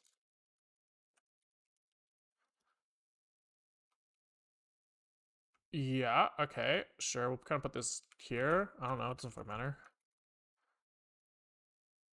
What does die stand for? Debug information entry. Debug information entry. So now down here we can say out.append. Did you ever read the Dragon Ball book? Nope. I'm not really a book guy, which bites me in the ass sometimes, but other times it's fine. I guess there's no real upside. It's just kind of like okay or like okay or bad. But I've just never been much of a name guy, you know? I don't know. Or sorry, a book guy. I was typing name on my screen, and so I'm not really capable of doing two things in my brain at once. So, you know, sometimes it'd be like that. Here we go. So this is op is whatever the fuck we were doing here before. And then this is name. All right. What's he mad about? Name. This goes like, oh, we're missing a open thing here. All right. This kills me. This is the type of shit where you see this and you're just like, I've done something terribly wrong. The fucking ladder, man. But it's fine. So at the end of all of this, we have to IT next sibling, right? So we say next IT is this. I guess it's like this. And then we say if next IT, we assign that to where we were. So IT is equal to val. But before we do that, we have to de-init the last version, and then we just else break. And I think that gets us what we want. I think. So now we should be able to call get locals on the function. So we should be able to go here and say const locals is equal to get locals given an allocator and our die that we just got. And we can say locals are these locals. So what is it returning it? A bunch of locals. That makes sense. I'm just gonna log it like this for now.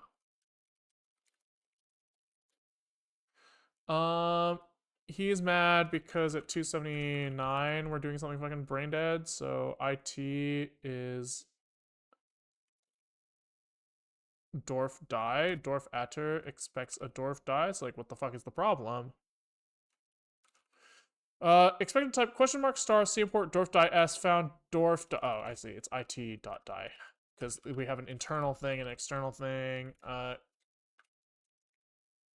Then function with non-void. So here at the very bottom of this whole shit show, we need to do return out.toOwnSlice.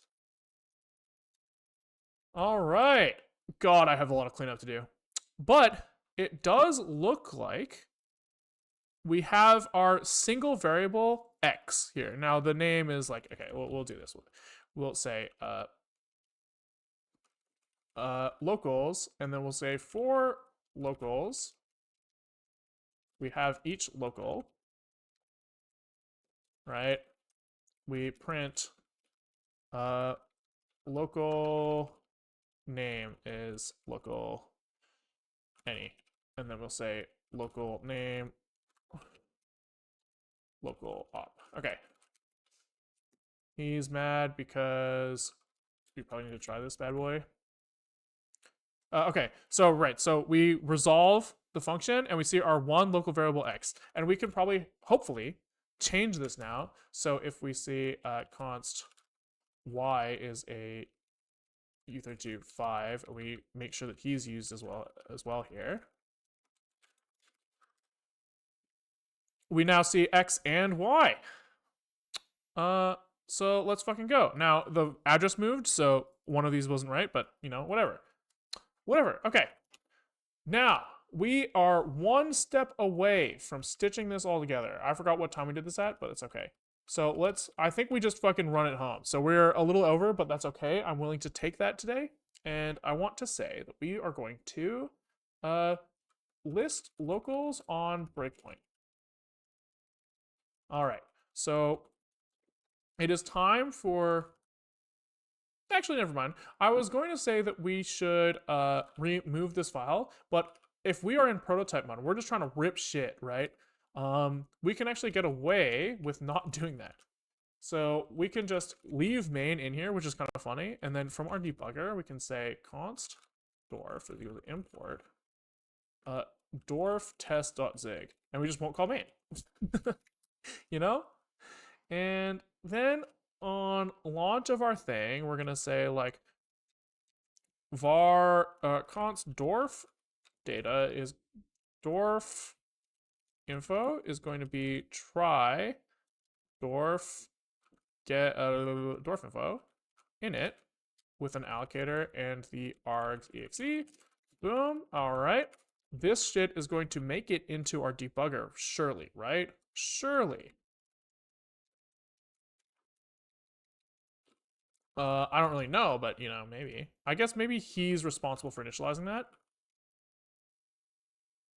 Well, maybe you can just print out the variable names. Yeah, pretty sick. Pretty sick. I'm not gonna lie. So here we're gonna do dwarf info is equal to dwarf info. This dwarf info is a dwarf info here.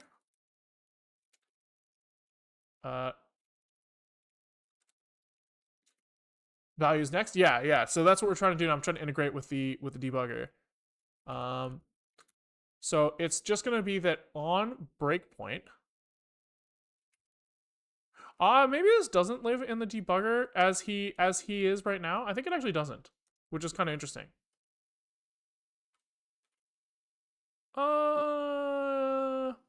Let me think. It doesn't matter. It doesn't matter. I'm going to put him here for now. I don't think this is where it belongs necessarily, but I'm just going to put a function on this guy that's like print locals. Maybe that does kind of belong on like a debugger abstraction. It's just kind of like the way that this is all laid out is it's not really clear what is what, but that's okay. That's okay. So this is actually going to look a lot like what we just did in main. So we can actually just copy paste this where we have some address that we get in, and for that address we do, you know, some stuff. Boom, right? So this is going to be self dwarf. Is that what I called it? Why is he saying that? Self dwarf info. I don't know why he's like fucking lose his mind. He needs an address. So we're going to look at self regs rip for the instruction pointer. Then we are just going to call dwarf get locals given our allocator, which we hopefully have. And we are not using this name. Okay, that's fair. And then what are we gonna do? Print this is fine, but now we actually, well, maybe we start here. Maybe we start here. We'll call print locals when we hit a breakpoint. So we stop. We are not at the entry point. We're gonna say debugger print locals here. And we should see now that we,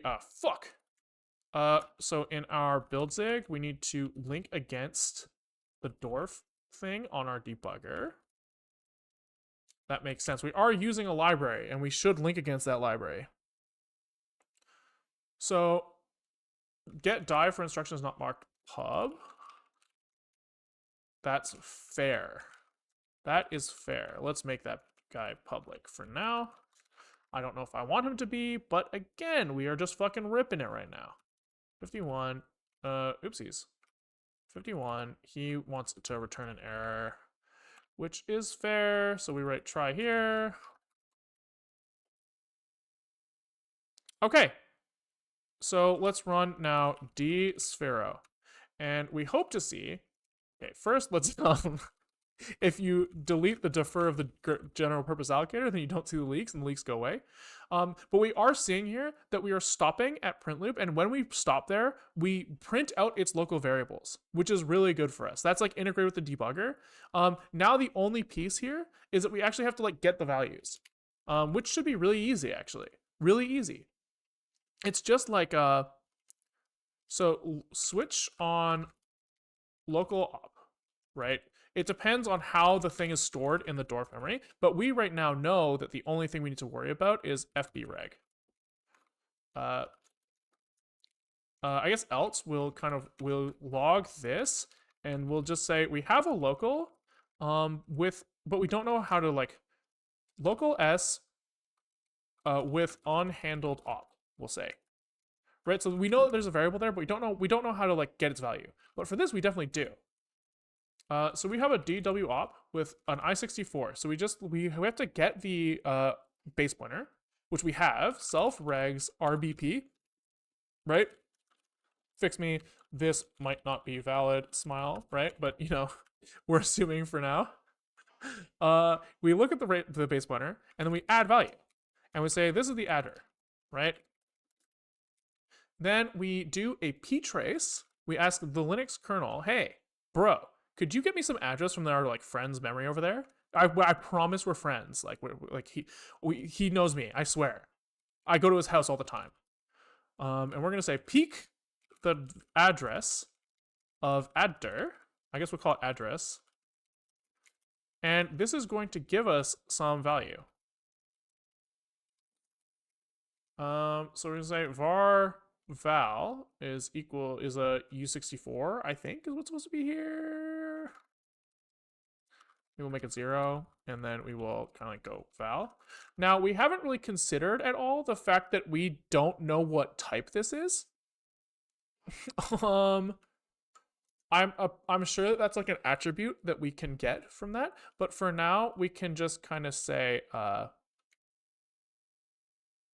what is it, like, var, can we do like truncate? This function truncates bits from an integer type, resulting in a smaller or same size integer type. So I just want to truncate val down to an i32, right? Because we're assuming it's an i32. So this is going to be like the val i32 is equal to this, I guess. And then we can just print local this with value this. Oh, and it'll be so cool if this works, guys. It'll be so fucking cool. It will be so cool. He's mad because you long and i64 aren't friends with each other. So, I actually don't know how to do that. If you have like a u64 and an i64, I guess you just add them like they're u64s, right? And then that kind of, like, if you add with overflow, right? This is how you do this. Then it's like the same shit, I think.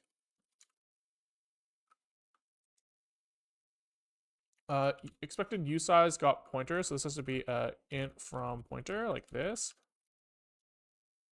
And expected integer sign integer type found u64. So here we have to do like a bit cast this, I guess, as i64 bit cast, and then it's probably fine. All right, let's see. So we stop local x with value 0, local x, local y with value 0. So this is not doing what we want. Those should not be 0. I guarantee that. Because if we look at debuggy, we have x is 4 and y is 5. So we've done something wrong. We've done something wrong. Can we just print the untruncated value, maybe? Maybe here we also print the address. Std debug print trying address this. 0xx, and we do address. Okay. And then here, let's print the unadulterated guy. Oh, this also says poke text, which is really bad. We're actually just writing memory somewhere. So we have to fix that. Peak text is what we want. And trying address 0x18 and 0x1c. Oh, fuck. We disabled the frame pointer earlier, and we need that back on, because without the frame pointer, this does not work.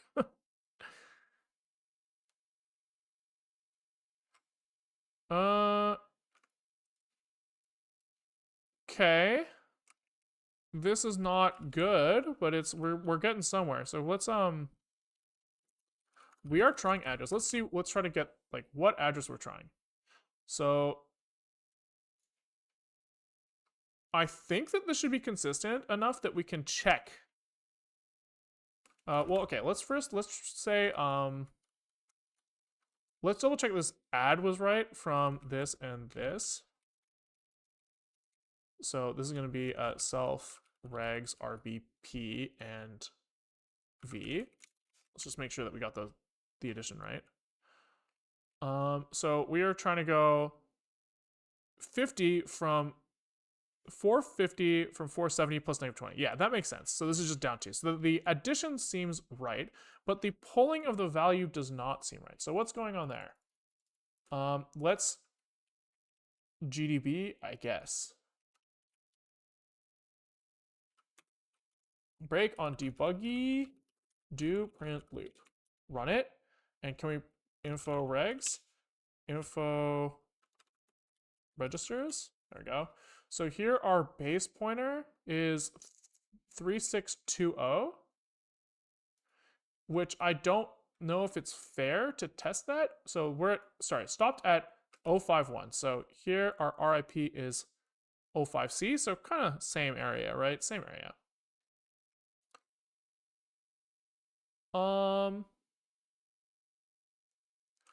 Interestingly, when we stop on this, we kind of end up info disassemble. We broke on the function, but he kind of did it after the function prologue. Right, so that's actually like a really important distinction here, is that like if we are trying to look at things relative to this base pointer, the base pointer is backed up in the first few instructions of the thing. So for now, I'm just going to do a hack here, and I'm just going to copy what he did. I'm going to say plus 12 here, just to see if we're doing like the right thing. So when we set the breakpoint here, we're just going to be fucking dumb and do this, right? Oops. Was that the only place where this happens? Yeah, all right. Just because I want to see if that kind of at least makes it a little more sane. So now, still not looking good, huh? So here we're stopping at 5D. So if we stop at 5D here, does DWARF tell you the debug size? Probably. Probably. But let's look at the registers here if we breakpoint at that same address. So here we got base pointer of 3620. We are not seeing base pointer anywhere close to that. 3620. This is like totally fucked. So I wonder why that is. Right? Like FFE, we're like seeing like in GDB, like FFFFFFF, right? So what the fuck is going on there? This is RBP. And interesting, RIP here is kind of the same here, though. Our RIP is for sure this. So I wonder what the difference there is. It's very interesting. Very interesting. Can we look at the, I'm curious to look at like info regs RSP here as well. And we could also, oopsies, quit.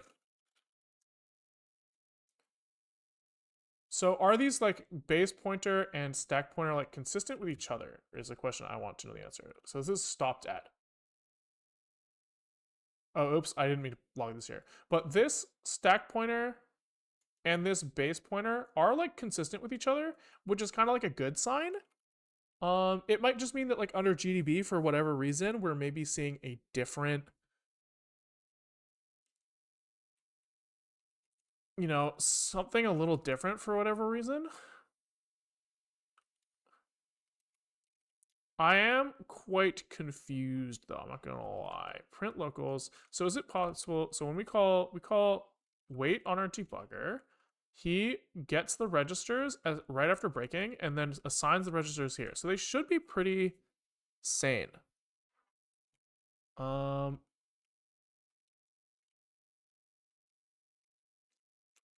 guess we should also just double check print locals. How do I want to do this?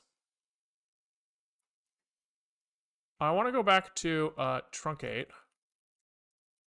this guy to as U32 just to double check. Expected U32 found U64. Truncate goes on the other side, my bad.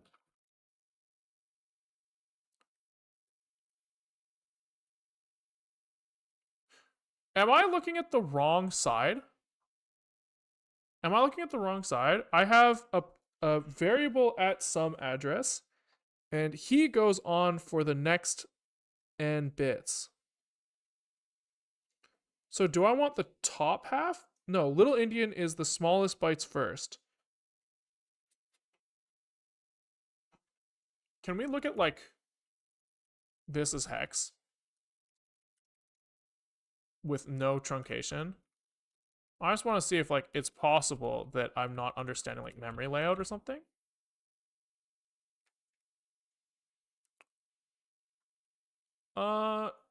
Yeah, I mean, this does not look like the number 4 anywhere in here. 1037 ABO. That looks a lot like stack value or something. You know? You know? It's very interesting to me. Right, like this. So this looks like an instruction pointer address. This looks like, you know, very close to here. Right? Like, it's possible we're off by a little bit.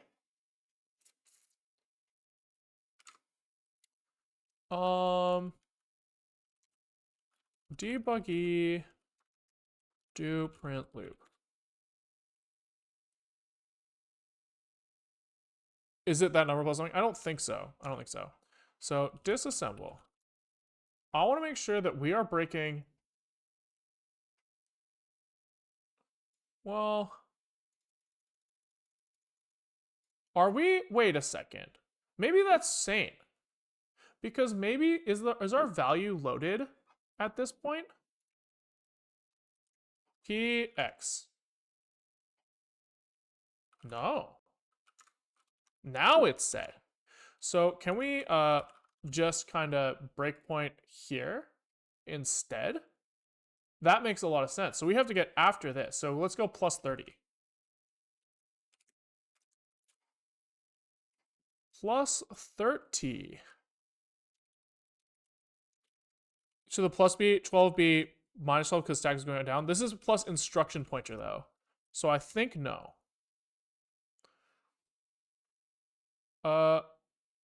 Okay, local x with this value.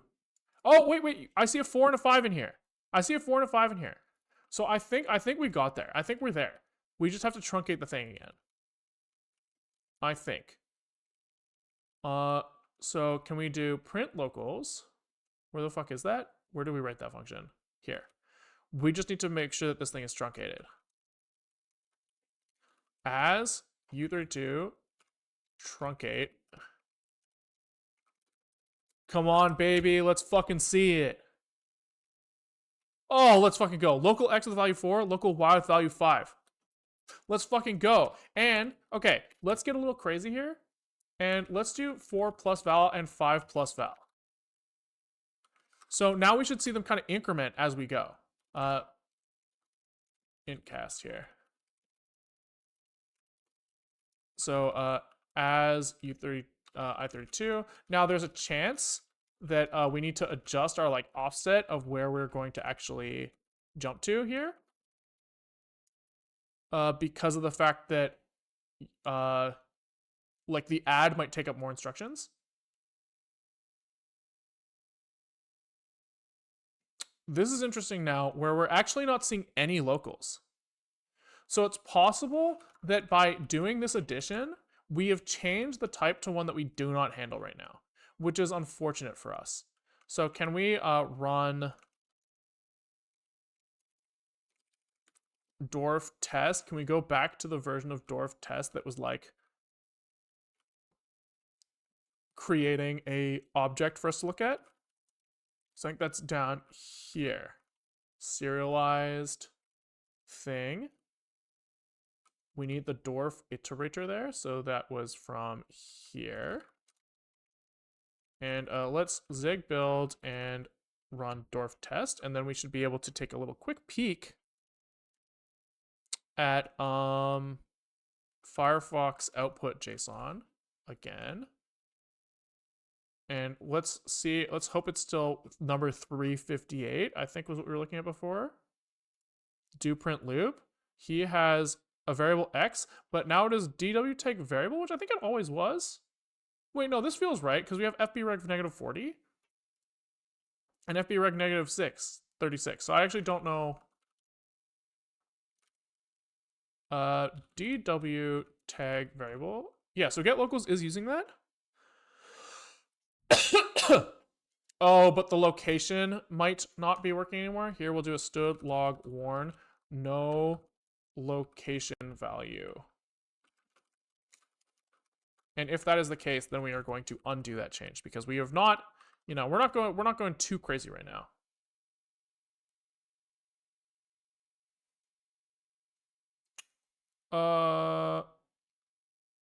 I actually don't see new instruction pointer, put breakpoint back.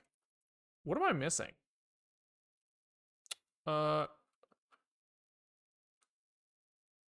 Break block, return invalid lock list, who calls get locals here? This is tried, print locals is tried, and then we would crash, so like, what the fuck? Stood debug print hi local. Are we not getting any?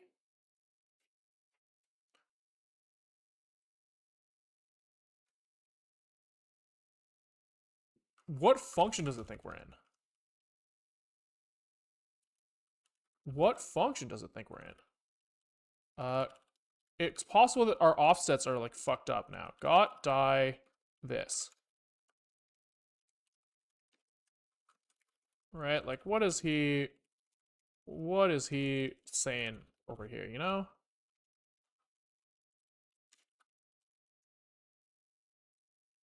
Pigeon got a missile. Thanks for the tier 1. Much appreciated.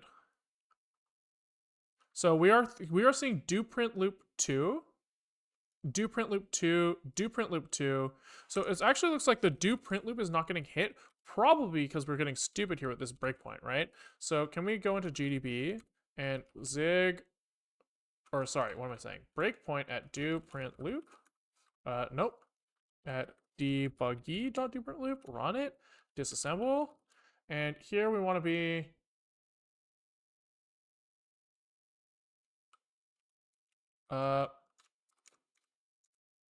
like wherever the fuck we are here, which is like 217 off. So it's likely that there's like some like error handling in there from the int casts. And so this 30 is not really fair anymore. Oh, fuck yeah. Okay, look. Local x with value 4, y with value 5. On the next breakpoint, we get 5 and 6. Next breakpoint, we get 6 and 7. Next breakpoint, we get 7 and 8. So this is like fucking sick, man. Let's fucking go. So he is now, we are like, what have we done?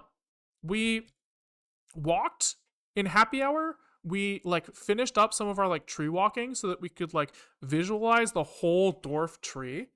Then we came into the mainstream and we pulled out metadata about variables. We said if the tag is a variable, then we want to look at how is that variable stored in memory. We tackled one of the many types of things. It turns out that they can have like all sorts of like mathematical expressions or whatever. You would actually have to write like an interpreter for dwarf instructions to calculate it correctly. But for our case, it was just like variable here in memory, right?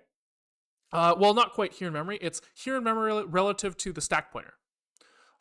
We then also extracted all of the ranges of function addresses so that we could look up, given the instruction pointer, when we hit our breakpoint, can we figure out which function this belongs to? Then we walk all of the variables that are children of that function, look up their, their like representation in memory, and then calculate that relative to the base pointer. We wouldn't handle anything that wasn't like a base pointer relative offset thing. But this is pretty fucking sick. Because then we poke it with ptrace, we look at the value, and we fucking print it here. That's so cool. That's so cool. Yeah, it's sick. That's sick. Great place to end it for the day. Great place to end it for the day. So yeah, thanks for watching, guys. If you like what you saw, we stream most days from around 12:30 Pacific time to 4 o'clock Pacific time. It's 4:30 Pacific time now. So you may we went a little longer because I wanted to finish this off, but we aim for 4. If you are watching, if you're on Twitch, there is a YouTube link in the Twitch description where you can check out all of our previous projects. Right now we're running in debugger. There's also happy hour archives here now recently that are members only. So if you want to check those out, or if you want to support me, you can join there and see happy hour VODs as well. Otherwise, we don't try to do any, we try not to make any like meaningful progress in happy hours. Those are kind of more like supplemental content. So if you don't want to, no big deal. Writing debugger should have all the things of real value. code for this is at GitHub under dsphero because spherophoria is like some sort of bug apparently, and so like we're debugging. A little meme there. If you're watching on YouTube, you can swing by on Twitch if you're online between 2 and 4 or 12:30 and 4, I should say. Yeah, Patreon also if you want to give Patreon money instead of YouTube money, that's an option as well for the same stuff. Otherwise, what do we say? We say like and subscribe, Twitch Prime, and buy YouTube. Twitch, let's find someone to raid.